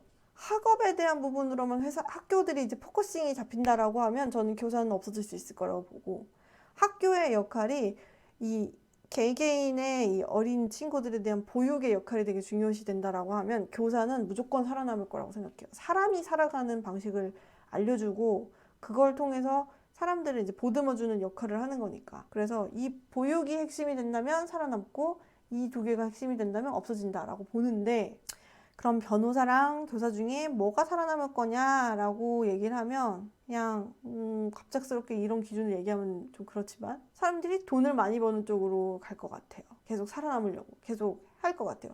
교사는 제3의 원인도 하나 있죠. 학생 수. 지금 우리 새싹이가 친구가 있을지 저는 걱정이 됩니다. 지금 2023년 출생률이 이렇게 최악이라 친구가 없을까봐. 그럼 교사는 학생 수가 줄어들면 앞으로 점점 더 안 뽑을 거고 없어지겠죠. 그럼 살아남을 거 당연히 변호사가 될 겁니다. 돈도 현재로서 더 많이 벌기도 하고 되게 누군가의 이익을 보호해주는 역할을 하는 사람이니까 당연히 변호사가 살아남지 않을까, 그 생각을 해봅니다. 변호사가 살아남아요. 네, 그럼 이번에는 뭐냐, 모델하고 웨딩 플래너 빨리빨리 좀 가볼게요. 빨리빨리.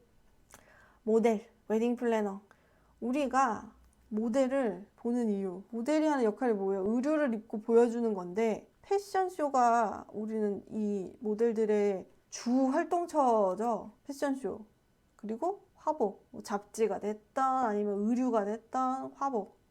패션쇼와 화보. 그 중에서 당연히 대체될 수 있는 건 화보. 화보는 대체될 수 있겠죠. 그냥 여기 AI 캐릭터에 모든 종류의 옷을 직접 입지 않고도 입혀볼 수 있어요. 지금 가상 피팅도 생성형 AI 바탕으로 드릉드릉 하고 있다고 해요.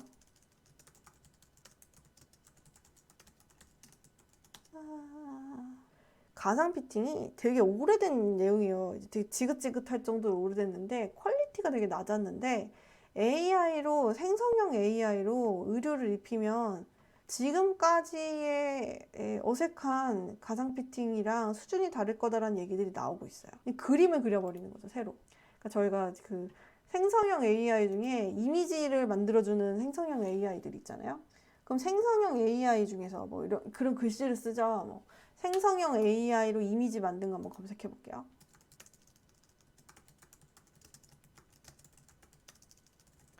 최근에 가장 제일 많이 됐던 일이 가짜 이미지 되게 판을 쳤어요. 처음에는 뭐 이런 식으로 고흐 스타일로 아인슈타인을 그려도 이 정도 수준에서 시작을 했는데 지금은 5만 가지 만들고 있습니다. 말만 하면 나와요. 내용을 넣고 주인공을 그려달라고 하든 아니면 뭐 이런 식으로 곰 두 마리가 화학 실험을 하고 있는 그림을 그려줘 하면 이게 나오잖아요. 마찬가지예요. 어떤 특정한 이미지를 넣어주면서 모델이 이 옷을 입고 무슨 포즈를 취하고 있는 사진을 만들어줘 라고 하면 생성형 AI가 만들 수 있어요. 그럼 생성형 AI 이미지가 조금 더 발전이 된다라고 하면은 이제 모델이 찍은 화보는 크게 필요가 없을 수 있는 거죠. 이 화보는 대체가 가능해요. 프롬프트에서 물론 베리에이션이 엄청나죠. 사진도 아트 영역이니까. 아트 영역은 무조건 살아남습니다. 왜냐면 아트는 일부러 복잡한 짓을 하는 거거든요. 쓸데없는 짓도 하는 거고. 하지만 추추추추추 내려가면 이제 우리 같은 상업의 영역이 나오죠. 상품 상세. 상품 상세 이미지에 있는 모델 컷은 사진을 찍을까? 그럼 피팅 모델은 많이 줄어들 수 있겠죠. 생성형 AI를 해소해 버린다라고 하면. 그럼 화보는 많이 줄어들어요. 그럼 고급 모델만 할 수 있는 거, 이 사진 속에 보이는 패션쇼, 이건 할까? 이거를 온라인이나 가상으로 하는 게 아니라 진짜 눈앞에서 쇼를 보는 거가 어떤 아트의 영역으로 남아있다라고 하면 이건 살아남습니다. 네. 그럼 모델이라는 역할이 필요할 수밖에 없어요. 근데 이거를 모두 홀로그램으로 바꾼다? 그러면은 뭐 필요 없어질 수 있겠죠? 그럼 여기서 생성형 AI에서 만든 거는 홀로그램으로 뿌려주면 되니까. 하지만 이 홀로그램을 가지고서 할 수 있는 게 오로지 뷰라면은 지금처럼 할 수 있을 거고 이 디자이너가 이 의류를 만드는 과정이 저 천으로 만드는 것보다 그래픽으로 만드는 과정이 더 귀찮고 오래 걸린다라고 하면 굳이 왜냐면 이게 모든 서비스는 그런 게 있죠. 있으면 좋을 것 같아. 세 가지 레벨이 있는 것 같아요. 할 수 있어. 세 가지겠죠. 이런 서비스를 할 수 있어. 만들 수 있어. 영역이 있고 이런 서비스가 있으면 좋을 것 같아. 영역이 있고 그 다음에 이제 이렇게 쓴 뒤에 다시는 예전 방식으로 못 돌아가 라고 하는 경우가 있는데 이걸 저희가 이제 와우를 준다라고 표현을 하고요. 이런 서비스는 살아남아요. 근데 있으면 좋을 것 같아는 만들어지기는 하지만 상용화가 잘 안 되고 할 수 있어는 실험만 해보지 아예 서비스로 안 나옵니다. 상용화 안 되는 건 이쪽이 더 가깝네요. 있으면 좋을 것 같은 상용화는 되는데 서비스가 폭발적으로 성장하지 못하고 죽는 것 같아요. 저는 모델에서 패션쇼를 이 홀로그램이나 이런 걸로 대체하는 거는 할 수 있어요. 있으면 좋을 것 같다고 생각은 할 수도 있는데 그만큼 편리하지 않을 것 같아요. 그러면 굳이 상용화가 되지 않기 때문에 모델이 계속 살아남을 것 같아요. 자, 반대는 웨딩 플래너입니다. 결혼을 한 지가 이제 꽤 오래돼가지고 웨딩 플래너 하는 역할이 뭐였더라? 웨딩 플래너 일단 스드메 웨딩 플래너가 일단 해줬던 게요. 내가 이게 손에 기대고 쓰니까 좀 낫네 글씨가. 이거 왜 생각을 못했지? 플래너가 해줬던 게 스튜디오 드레스 메이크업 예약을 해줬어요. 우리나라 기준 그리고 해준 게 없어요. 그냥 계약을 중간에서 중개해줬어요. 그게 끝. 요즘에 우리는 다이렉트로 하잖아요. 그래서 저는 여기서 드메만 했어요. 스튜디오 촬영 안 했어요. 그리고 스튜디오 촬영을 그렇게 고급진 데서 안 하고 약간 자체 촬영으로 셀프 촬영으로 했었고 드메만 계약을 했었어요. 웨딩 플래너한테. 근데 예식장 같은 경우도 직접 했어요. 그럼 뭐야? 웨딩 플래너 왜 필요해? 할인 때문에 필요했거든요. 그래서 저는 개인적으로 현재도 필요하지 않은 직업이다. 미래에 살아남지 않을 직업, 미래까지 갈 필요 없어. 현재도 할인이 없으면 그닥 필요 없는 직업이다. 그러면은 이 중에 누가 살아남냐? 모델입니다. 그리고 결혼도 안 해요, 지금 우리나라. 모델 살아남습니다. 네, 이제 32강. 32강만 다 하면 16강, 8강은 뭐 슉슉 가겠죠, 여러분. 네. 자, 경찰하고 운동선수. 경찰, 운동선수. 이거는 얘기할 필요가 없네요. 앞서 다 얘기했다. 로보캅. 군인과 마찬가지로 굉장히 많은 시도를 했다. 대민봉사에 대한 로봇이 따로 나올 거다. 그리고 뭐 드론이 다닌다거나 뭐 영화 로보캅에서 많이 시도를 했다. 경찰 바뀔 수 있겠네요. 운동선수? 프로게이머랑 똑같죠. 이거는 대체할 수 있지만 굳이 일부러 하는 유희의 영역이기 때문에 살아남을 거다. 그래서 운동선수 살아남을 것 같습니다. 이거 무조건 운동선수. 네, 그 다음에 작가, 만화가. 저는 이 질문은 잘못된 것 같아요. 작가와 만화가는 근본적으로 같다. 지금 챗 GPT 나오고 나서 챗 GPT로 뭐 일주일 만에 출간하기인가 뭐 3일 만에 출간하기인가 이런 프로젝트들 하시는 분들이 되게 많아요. 그래서 뭘 하냐면 이제 목차를 짜요. 예를 들면 저 같은 경우에 서비스 기획자의 일에 대한 책 목차를 짜줘 라고 하면 나와요. 그런 다음에 이 목차를 하나씩 또 챗 GPT에 넣어요. 그래서 거기에 대한 글을 써달라고 해요. 예를 들면 여기서 뭐 막 쭉쭉쭉 나오는데 프로덕트 로드맵, 비전 이런 꼭지들이 있다. 그럼 로드맵에 대한 설명을 어떻게 하는지 써줘. 나와. 나와. 이거 다 합쳐가지고 이 텍스트에서 잘못된 게 있을 수 있잖아요. 그 검수하고 바로 묶은 POD로 책을 내요. POD 뭔지 아시죠? 구매하면 그때 인쇄해서 나가는 책. 한 권 단위로. 그 책으로 해서 요즘에 엄청 많습니다. 직무서가 요즘에 무지하게 많이 쏟아져 나오고 있어서 여러분들 직무서 고르실 때 목차 밑에 꼭 주의해서 보세요. 책 GPT가 쓴 책 있어요. 책 GPT가 쓴 책은 그 사람의 어떤 역량이나 노하우나 이런 것들이 녹아 들어가려면 손이 더 많이 타야 되는데 일단 발행이 되고 본 거니까 여러분들 직무서 사실 때 요즘에 좀 주의하셔야 될 것 같아요. 그 책을 내신 분들도 내가 책 냈다 이런 뿌듯함보다는 실험적인 형태로 참여하신 경우가 훨씬 많더라고요. 이미 이 직업을 굉장히 잘 아시는 분들이 뭐 서비스 기획자뿐만이 아니라 모든 직종에서 다 나오고 있어요 지금. 그래서 챗 GPT로 책을 써서 어떤 작가의 타이틀을 얻는 것은 지금부터 굉장히 이미 시작이 되고 있습니다. 굉장히 많이 시작되고 있어요. 작가의 타이틀을 얻을 수 있고 블로그 같은 거 자동 생성되는 거 많이 보셨죠? 노션에는 아예 그 기능이 들어가 버렸고 그래서 이제 블로그 자동 생성 글 대신 써주는 거 만약에 작가라고 하는 게 글을 쓰는 사람이다라고 하면은 챗 GPT가 제일 잘하는 거는 텍스트 생성이죠. 생성형 AI. 그럼 여기다가 이걸 그림으로 표현해주는 생성형 AI로 움직인다. 그럼 바로 웹툰이에요. 그럼 바로 만화가가 되는 겁니다. 그럼 작가랑 만화가랑 큰 차이 없어요. 그 챗 GPT에서 무슨 스토리 써줘. 뭐 삼형제가 뭐 이 세계에 가가지고 뭘 하는 뭐 이 세계에서 성공하는 스토리를 써줘. 그럼 제목부터 내용 스토리 막 쭉쭉 뽑아줘요. 지금 현직 만화가들도 이제 여러 개 채널 나와서 챗 GPT가 이제 만화에 주는 역할들을 생각해보면 소재를 찾아준다거나 큰 시놉시스 라인을 도와준다거나 하는 부분을 만들어낼 수 있을 거고 본인의 그림체를 익히거나 하면 자동으로 그림을 그려주는 형태들도 있죠. 네이버 웹툰 AI가 쓱쓱이라는 기사가 있네요. 자, 네이버가 인공지능으로 채색 등 웹툰 제작 과정을 자동화하는 솔루션을 개발 중이다. 이거 이미 나왔어요. 그래서 여기 지금 사진에서 보시면은 이미지를 넣고 클릭만 하면 원클릭으로 되게 복잡한 채색 같은 거, 그 기존의 웹툰 어시스트들이 하던 역할들을 이걸 다 해줘요. 이런 기능들이 나와요. 여기다 이제 생성형 AI로 그림 빠지고 채색까지 이렇게 한다 그러면 퀄리티가 왕왕 확 올라가겠죠. 그래서 이거나 본질적으로 차이는 없어요. 그리고 그거를 직접 해가지고 웹툰이 더 빨리 나올 수 있다는 얘기들 이미 하고 있습니다. 그럼 이제 둘을 비교를 해야 되는데 저는 이 부분에서 너무 범주가 넓어가지고 사실 작가도 소설 작가, 만화가 같은 경우에도 보통 스토리 라인을 가지고서 쓰는 거가 있고 작가 중에서 저같이 직무서적이나 경험 에세이를 쓰는 사람이 있을 건데 그렇게 이렇게 저렇게 막 고민을 해보면요.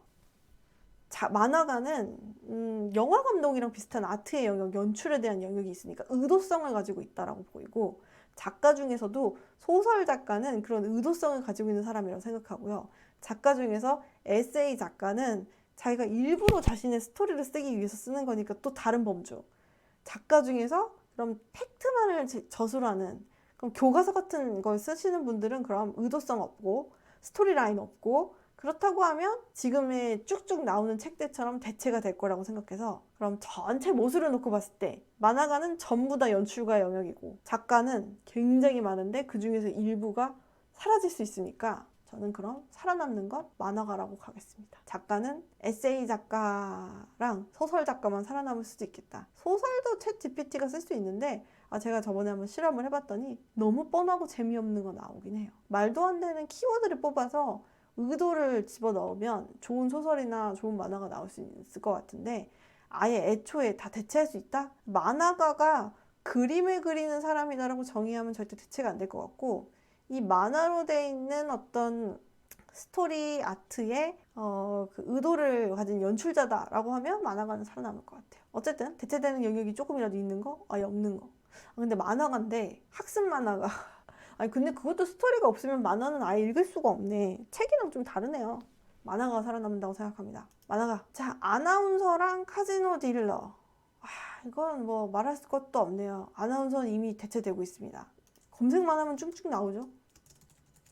AI 아나운서. 즉 우리나라에서 가장 상용화돼서 많이 쓰이고 있는 게 이분일 거예요. 김주아 AI 앵커. 실제로 나오더라고요. 네. 그리고 굉장히 자주 쓰는 걸 확인을 했어요. 이렇게 MBN에서 중간에 AI 앵커 뉴스가 나옵니다. 그래서 이분이 나오더라고요. AI 앵커가. AI 앵커. 그래서 어쨌든 학습돼 있는 어떤 사람이 있으면 아나운서 새로 필요하지 않은 거죠. 그럼 김주아 아나운서가 이 젊은 시절의 모습을 가지고 60, 70대가 됐을 때까지도 계속 할 수 있는 거고, 뉴스도 앵커가 보통 의도를 가지고 이렇게 나오는데 앵커가 아니라 아나운서다 라고 하면 아나운서 대체될 수 있는 상황이 맞는 것 같아요. 대신에 이제 김성주 아나운서처럼 행사를 진행하거나 아니면 임기응변을 해야 되는 사람이다 라고 하면 대체가 안 될 것 같네요. 이 그림에 있는 뉴스를 진행하는 아나운서는 저는 이미 대체되고 있다. 지금 단가가 싸서 사람을 쓰는 것 같다는 느낌도 지금 받고 있습니다. 카지노 딜러. 카지노 딜러. 이거는 최근에 그 드라마 카지노를 보면 카지노라고 하는 곳에서 이제 뭐 이렇게 그 옛날에 올인이라는 드라마 아세요? 거기서 보면 이제 딜러 뭐 이런 얘기도 나오고 되게 멋있잖아요. 뭔가 어떤 머릿속에서 굴려가지고 이 사람의 의도적으로 판돈을 이렇게 끌어들여서 이런 걸 하는데, 이 카지노라고 하는 곳 자체가 딜러뿐만이 아니라 저 그 드라마 보면서 느꼈지만 이 사람들의 돈을 흡수하기 위해서 있는 곳인 것 같아요. 그러면 그건 기계로 대체할 수가 없어요. AI가 아니라 사람과 사람의 신뢰, 욕망 뭐 이런 것들을 가지고 해야 되기 때문에 저는 카지노 딜러라고 하는 사람은 그런 걸 잘 운영을 해야 돼서 로봇으로 대체될 수 없다. 만약에 로봇으로 대체된다라고 하면 그만큼 건전한 카지노는 없을 것 같아요. 그런 곳에 가야겠어요. 그럼 그냥 그 기계 이거 땡기는 거 있는 거나 마찬가지지. 심리적인 부분을 건넨다거나 아니면은 뭐 돈을 더 걸게 한다거나 의도적으로 사람과 사람 간의 뭐 관계를 본다거나 그런 거를 하기 위해서 있는 카지노 딜러라면 무조건 살아났습니다. 이건 뭐 어렵지 않은 선택이었어요. 카지노 딜러 살아났습니다. 자, 헬스 트레이너랑 마술사. 이거는 뭐 깊게 고민 안 해도 헬스 트레이너는 지금도 무지하게 많이 온라인화 되고 있죠. 우리가 이게 꼭 대면으로 해야 하는 게 좋다 안 좋다를 떠나서 이미 코로나 시대를 거치면서 비대면으로 헬스 트레이닝을 받는 거에 대해서 많이 발전했어요. 발전해버렸어요. 이제 내가 어디 맨날 시간을 내서 가는 것보다 온라인상에서 헬스 트레이너를 만나서 어떤 이동 시간을 줄인다거나 나의 사생활을 더 즐기는 거에 포커싱이 된 건 사람들이 익숙해졌어요. 근데 물론 이게 효과가 떨어져? 그래서 찾아가서 할 수는 있어요. 하지만 헬스 트레이너 자체가 사람이 아닐 수도 있죠. 찾아가서 하는 건 맞는데 아예 기계가 한다거나 자세를 잡아준다 이런 것도 잘못된 트레이너 만나면 오히려 안 잡아줘요. 아예 차라리 기계가 카메라로 보고 자세가 잘못됐습니다 이거 알려주는 게 훨씬 낫지 않나라고 생각이 들어서 저는 요거는 헬스 트레이너 좀 어둡게 생각을 하고요. 마술사. 이거 유희의 영역이죠. 저게 불가능한 일이잖아요. 물리적으로 불가능한 거. 근데 그거를 되게 해요. 그러려면 이건 굉장한 쇼맨십으로 보여주는 거고 눈속임으로 하는 건데 이걸 기계나 아니면은 뭐 AI나 이런 걸로 대체할 수 있나? 저는 없다고 보고요. 반대로 이런 건 있죠. 그냥 마술이 재미가 없는 거. 이 기계로 막 돼 있는 이 모든 세상에서 왜 저런 짓을 하지? 이런 생각을 하면 마술이 재미가 없겠지만 오히려 너무나 딱딱하고 이성적인 시대에 저런 거 보이면 사람들이 막 머리를 쓰잖아요. 저건 어떻게 한 거지? 어떻게 했을까? 이런 거 고민하면서 느끼는 재미가 있을 것 같아서 이건 마술사 살아남는다고 생각합니다. 어떤 이유에선지 뒤로 갈수록 이제 좀 더 할 말이 적은 직업들이 나오네요.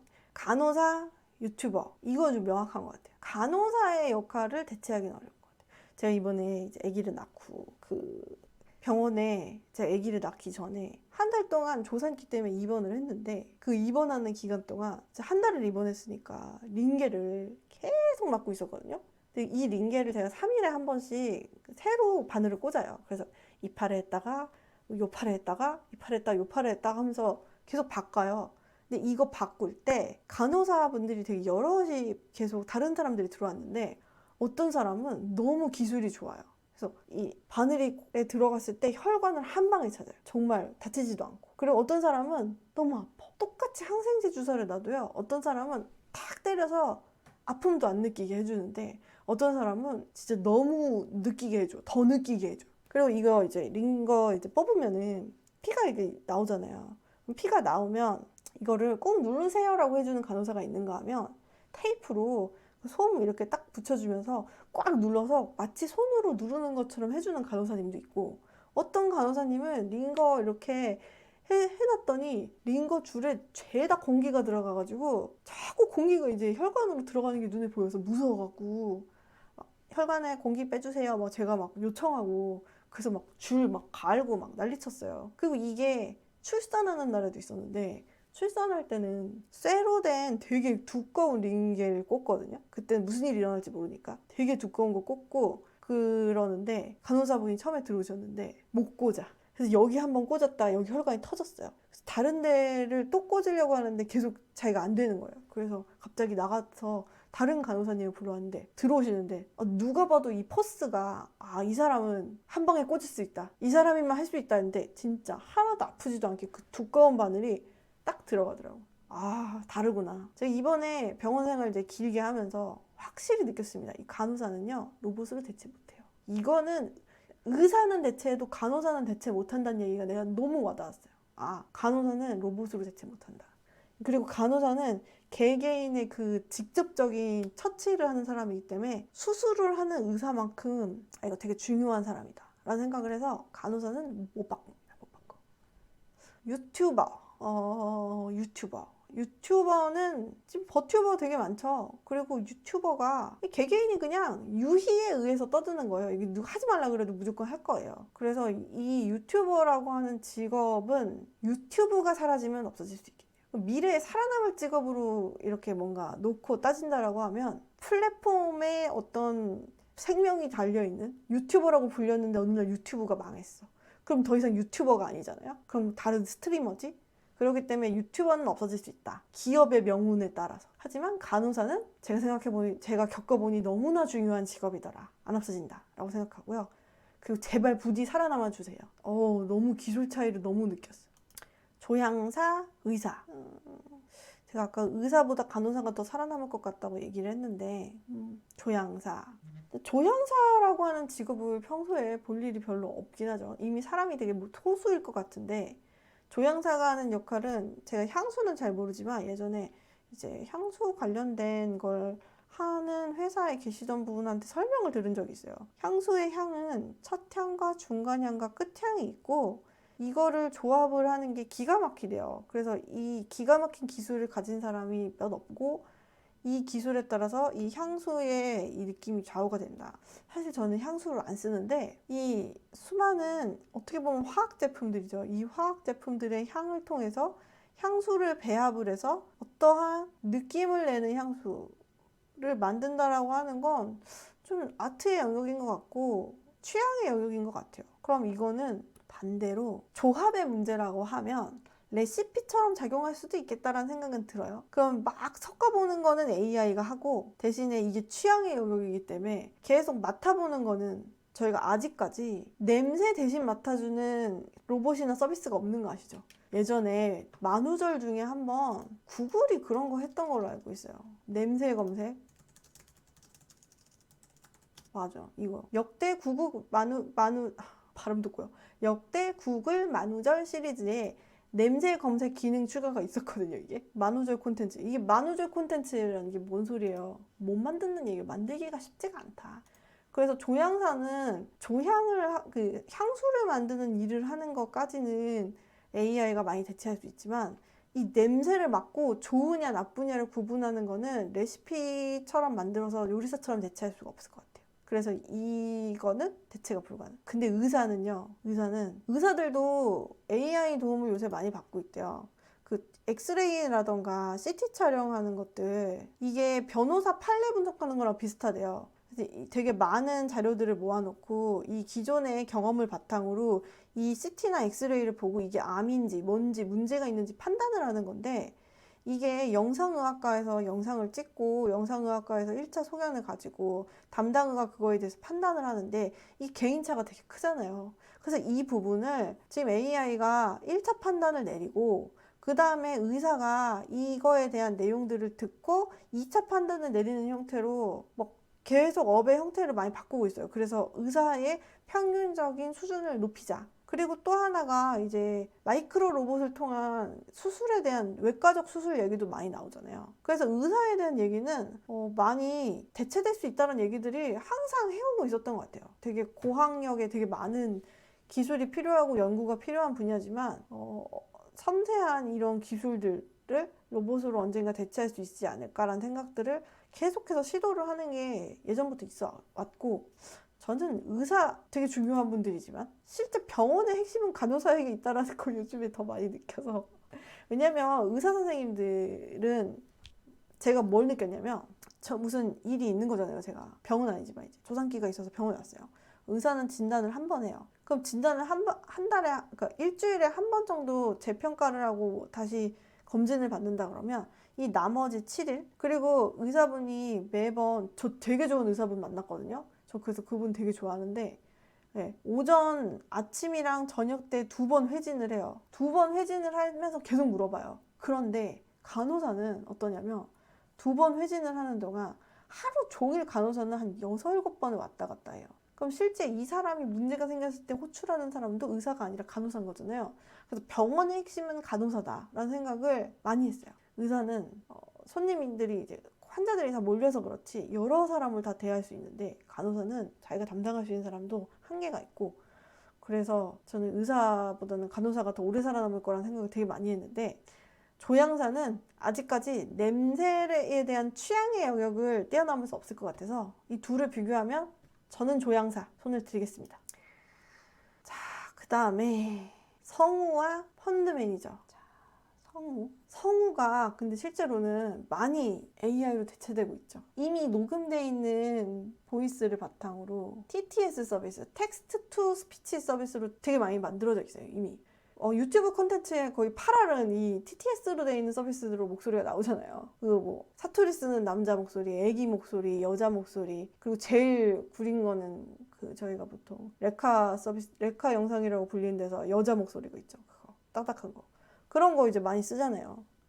TTS로 이미 성우는 많이 교체가 되고 있고, 아주 독보적인 목소리를 가진 성우가 아닌 이상 자기 목소리로 살아남기는 좀 어려운 상황이 돼가고 있죠. 그리고 이 기존의 연예인들 목소리들 다 녹음해가지고 유인나 그 부시의 그 TTS가 만들어져 있잖아요. 그 네이버에서 만든. 그래서 이런 식으로 성우도 대체될 수 있죠.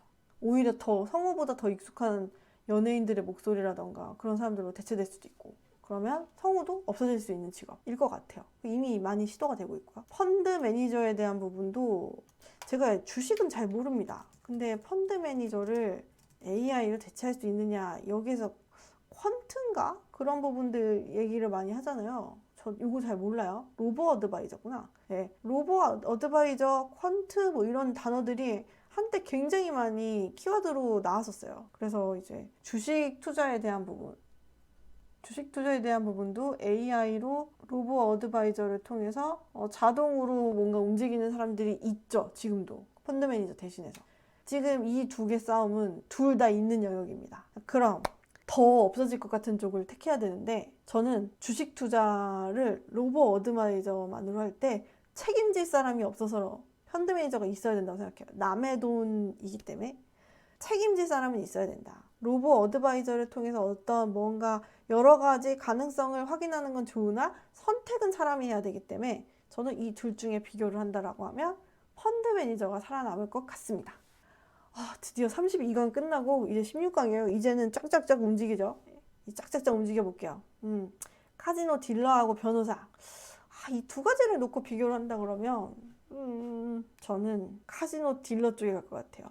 왜냐면 카지노 딜러가 만약에 너무나 기계로 대체될 수 있을 정도로 정확하다라고 하면, 그럼 그거는 그냥 이거 카지노 가서 이렇게 하는 그 기계랑 똑같은 것 같거든요. 근데 변호사는 그렇게 정직해도 되잖아요. 모든 거에 기준이 동일해도 되는 거잖아요. 사실은 모두의 평등을 위해서 그게 더 좋다고 하면, 물론 변호사를 쓰는 이유는 평등만은 아니지만 자신의 이권을 이렇게 높이기 위해서지만, 그냥 사회적 정의와 이득을 놓고 봤을 때 어느 쪽 산업이 더 난리가 날 것 같냐, 그게 좀 쟁점일 것 같아요.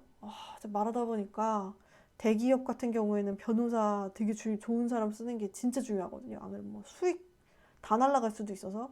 자, 그러면 이게 돈의 논리로 봐야겠다. 이 직업 두 개를. 카지노 딜러를 통해서 이제 남아도는 돈을 흡수를 하는 거냐, 아니면은 되게 중요한 큰 돈을 보호하는 변호사가 중요하냐. 변호사로 가겠습니다. 마음이 바뀌었어요. 처음에 이제 카지노 딜러라고 생각했는데 변호사가 지켜내는 돈을 생각하니까 카지노에서 벌어들이는 이익이 푼돈이야, 푼돈. 그런 생각이 드네요. 많은 사람들을 위해서라도 변호사가 있어야 되는구나. 여기서 많은 사람은 기업에서 일하고 있는 수많은 직원들, 그런 것들이 큰 문제일 것 같아요. 개인의 이런 변호사 말고, 변호사 살아남았으면 응원하는 차원에서.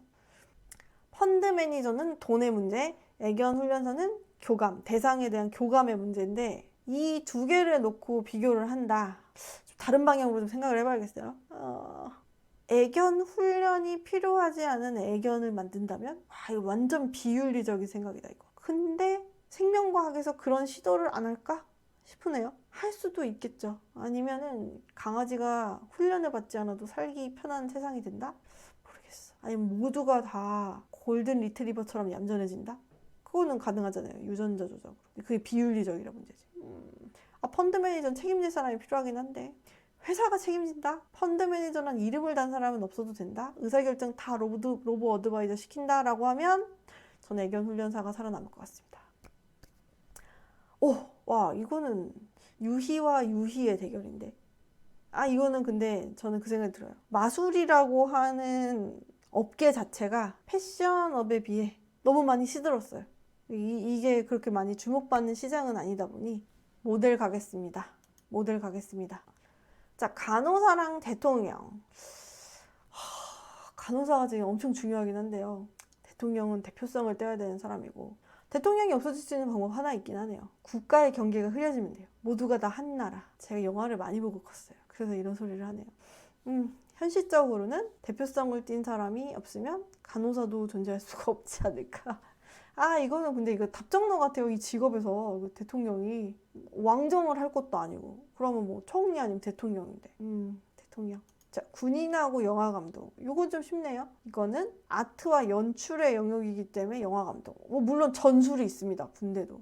근데 군인의 전술 이런 부분은 전쟁이 없어지면 되지 않을까? 아니면 전쟁을 로봇끼리 한다 그러면 그 군인 되게 소수가 되니까, 영화감독의 100%는 다 연출을 하지만 군인의 전체 다수는 로봇으로 대체되고 일부만 전략을 짠다라고 하면 영화감독이 살아남는다라고 비율적으로 볼 수 있지 않을까. 영화감독. 자, 프로게이머와 지휘자. 한쪽은 유희의 영역이고 지휘자는 상호작용의 영역인 것 같아요. 이건 지휘자에 대한 얘기를 하려면 일단 여기 사람들이 왜 연주를 하고 앉아있는가에 대한 얘기를 해야 된다고 했었잖아요. 다 기계로 할 수 있는데 왜 굳이 저 사람들은 앉아서 연주를 하는가? 그리고 이 사람들은 왜 굳이 게임을 직접 하는가? 연주를 기계나 아니면은 가상으로 만든 생성형 음악으로 바꾸는 쪽이 프로게이머들이 게임을 안 하는 것보다 더 빠를 것 같습니다. 왜냐면 프로게임은 경쟁의 요소가 있고, 지휘를 하는 이건 화합에 대한 부분이고 조율에 대한 영역이기 때문에, 저같이 이제 뭐 합창이나 이런 거 해본 사람은 이게 같이 맞춰지고 그러면 짜릿하다는 거 알거든요. 대학교 때 밴드도 했어서 합주를 했을 때 악기들의 소리와 음악이 쫙 어우러져서 하나가 착 됐을 때 그 느낌 너무 짜릿해요. 근데 그건 유희의 영역이긴 한데 경쟁에서 이기는 것보다는 짜릿하지 않아요. 좀 다른 개념이죠. 경쟁에 대해서는 사람들이 승부나 이런 것들이 있는 세계를 훨씬 더 좋아하기 때문에 굳이 음악이라고 하는 것 자체는 살아남겠지만 지휘자와 오케스트라는 살아남지 않을 수도 있겠다. 그러면 프로게이머가 살아남을 수 있겠다, 이런 생각 해봅니다. 프로게이머 손 들어줄게요. 패션 디자이너와 운동선수. 패션 디자이너는 현재 이제 많이 그 기존에 있는 디자인들을 가져다가 뭐 하는 영역들로 많이 대체될 수 있다라고 보이고, 시인처럼. 그리고 운동선수는 프로게이머랑 똑같은 이유에서 굳이 사람이 한다, 살아남는다 이렇게 생각이 드네요.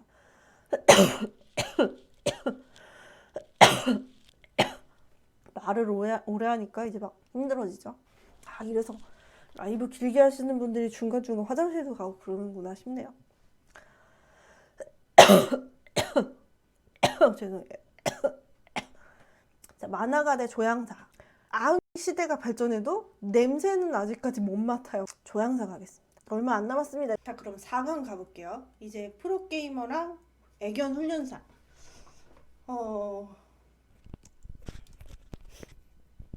프로게이머랑 애견 훈련사 비교하면 유희의 영역과 교감의 영역인데, 극단적으로 얘기를 해보죠. 극단적으로 스타크래프트, 롤, 그 외에 다른 프로게임이 아직까지 막 이렇게 엄청 프로게이머로 활성화되지 않았잖아요. 게임의 인기가 떨어진다면? 게임의 인기가 떨어져도 개의 인기는 안 떨어질 것 같기 때문에 애견 훈련사 하겠습니다. 지금 다른 스포츠 선수랑은 다르게 지금 앞으로는 사람이 어쨌든 동물이랑 사는 거가 더더욱 가족 같아질 것 같아요. 특히 우리나라. 아기가 없잖아요. 지금 다 가족처럼 자식들처럼 키우고 있어서 프로게이머 근데 우리나라가 또 게임 엄청 열심히 하는 나라인데 롤의 인기가 없어진다면 대체 뭘로 프로게임을 할 것인가 이 관점에서 접근해서 애견 훈련사 가겠습니다. 게임은 안 해도 자식은 키워야죠. 이 강아지라는 자식. 애견 훈련사. 자, 모델과 조향사. 모델은 아까 말했듯이 홀로그램으로 나중에 대체할 수 있지만 뭐 효과가 별로 없겠지만 조향사는 아직까지 냄새는 아예 대체 불가능. 현재로선. 그래서 조향사 갈게요.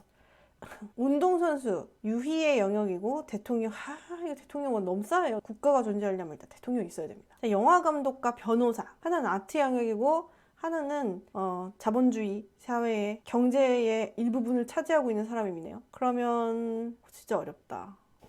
사실 영화도 엄청 거대한 산업이에요. 왜냐면 사람들이 하는 유희 중에 몇 안 되는 되게 보편적인 그런 유희 수단이고 취미생활이니까 저것도 절대 무너지지 않는 영역이고, 변호사 영역은 권력이나 금융이 이제 막 밀집되어 있기 때문에 그런 거죠. 자, 그럼 사람 수로 생각해 볼게요. 사람 수로. 변호사 중에 기업에 그런 엄청난 돈이 왔다 갔다 하는 변호사 재판을 할 사람 몇이나 될까요? 김앤장에 있는 사람 몇 제외하고 별로 없을 것 같아요. 많은 사람들은 아까 얘기했던 것처럼 그 하는 서비스들이 많이 줄어들 거고, 공증 같은 거 하는 거 다 온라인으로 넘어갈 수 있고, 영화 감독은 애초에 소수다 라고 생각을 하면 이 둘 중에는 영화 감독이 살아남겠네요. 영화 감독 살아남는 걸로 하겠습니다. 자, 조향사랑 대통령. 미안하지만 향수는 없어도 뭐 살아갈 수 있지만 대통령은 없으면 살아갈 수가 없네요. 뭐 대통령 때문에 사는 건 아니지만 무정부 상태만큼 위험한 건 없기 때문에 이 로봇이나 AI로 대체할 수 없다. 의사결정을 하는 게 중요한 게 아니라 그냥 얼굴 들이미는 것 자체가 나라를 대표하는 거다라는 점에서 대통령. 영화 감독이랑 애견 훈련사. 영화를 안 봐도 자식은 키워야 되는데 자식은 그냥 내가 대충 키우는 방식이 있죠. 또 영화는 심심하니까 봐야 되니까 무슨 근거야. 어쨌든 둘을 비교하면 저는 영화 감독이 살아남을 것 같아요. 그러니까 애견 훈련사를 만나는 이유 자체는 애견이 큰 문제가 있거나 아니면 내가 지식을 가지고도 잘 키워지지 않고 있을 때 만나는 거잖아요. 애견계의 오은영 박사님이잖아요. 그러니까 영화 감독은 영화를 만들려면 꼭 있어야 되는 존재고, 영화는 유희의 영역이고, 이 유희를 잘하기 위해서는 의도를 가진 사람이 필요한 거고, 영화 감독은 있어야 될 것 같습니다. 굳이 비교하자면요. 저 결승전이 올라왔어요. 와, 저는 다른 사람들이랑 완전 다르네요. 영화 감독과 대통령이 올라왔네요. 이건 뭐 넘싸죠? 결승전이 되게 시시한데 어쩔 수 없이 대통령 가겠습니다. 영화 감독 그냥 생성형 AI가 만든 대로 일단 영화를 막 쭉쭉 뽑아낸 다음에 이제 우연히 좋은 게 터질 수도 있는 거죠.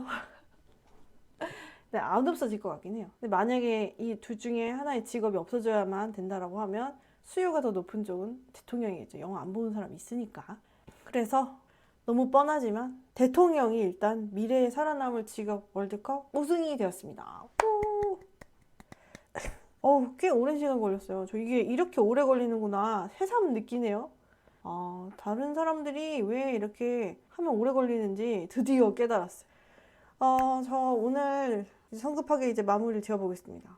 되게 한 몇 시간에 걸쳐서 저 혼자 되게 떠들면서 얘기를 해봤는데 제가 사전 준비 안 하고 그냥 해봤거든요. 근데 저 되게 재밌었던 게 뭐냐면 이 직업들이 전부 다 뭔가 서비스나 온라인 서비스나 AI를 통해서 시도가 되고 있네요. 그런 것만 모아놓은 건지 모르겠지만 대통령은 모아놓지 그 대상이 아닐 텐데. 네, 챗 GPT 잘 쓰고 계신가요? 이런 얘기 나오죠.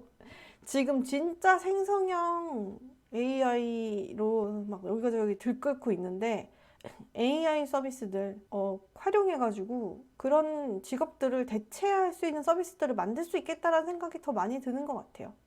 다른 사람들 랭킹 한번 볼까요? 역시 압도적인 대통령 압도적이고 성직자 일찌감치 저는 성직자 교황으로 대체하자 모수에서 잘렸는데 아무튼 운동선수 아마 비슷한 생각들일 것 같아요. 요리사, 교사, 작가, 경찰, 헬스 트레이너, 기자. 전 영화감독 거의 끝까지 갔는데 와 전체 우승한 횟수가 없어. 영화감독. 수능률 그래도 높은 편이네요. 네, 이렇게 열심히 배경 지식 뿌려가며 혼자서 이것저것 생각해보는 재미있는 월드컵 시간이었어요. 혹시 이거 말고 제가 막 이렇게 떠들면서 할 수 있을 만한 이상형 월드컵 있으면 저 좀 알려주세요. 저 이거 떠드니까 되게 재밌네요. 보시고 알려주실 수 있으신 분들은 알려주시면 감사하겠습니다. 이걸 제가 재밌고 짧게 편집해서 올릴 수가 없을 것 같아서 중간중간 쓸데없는 말만 좀 자르고 길게 올라갈 것 같으니까 라디오처럼 들어주시면 좋을 것 같아요. 네, 지금까지 도근양이었고요. 오늘은 혼자 떠드는 이상형 월드컵으로 찾아뵙습니다. 다음에 또 봬요. 안녕.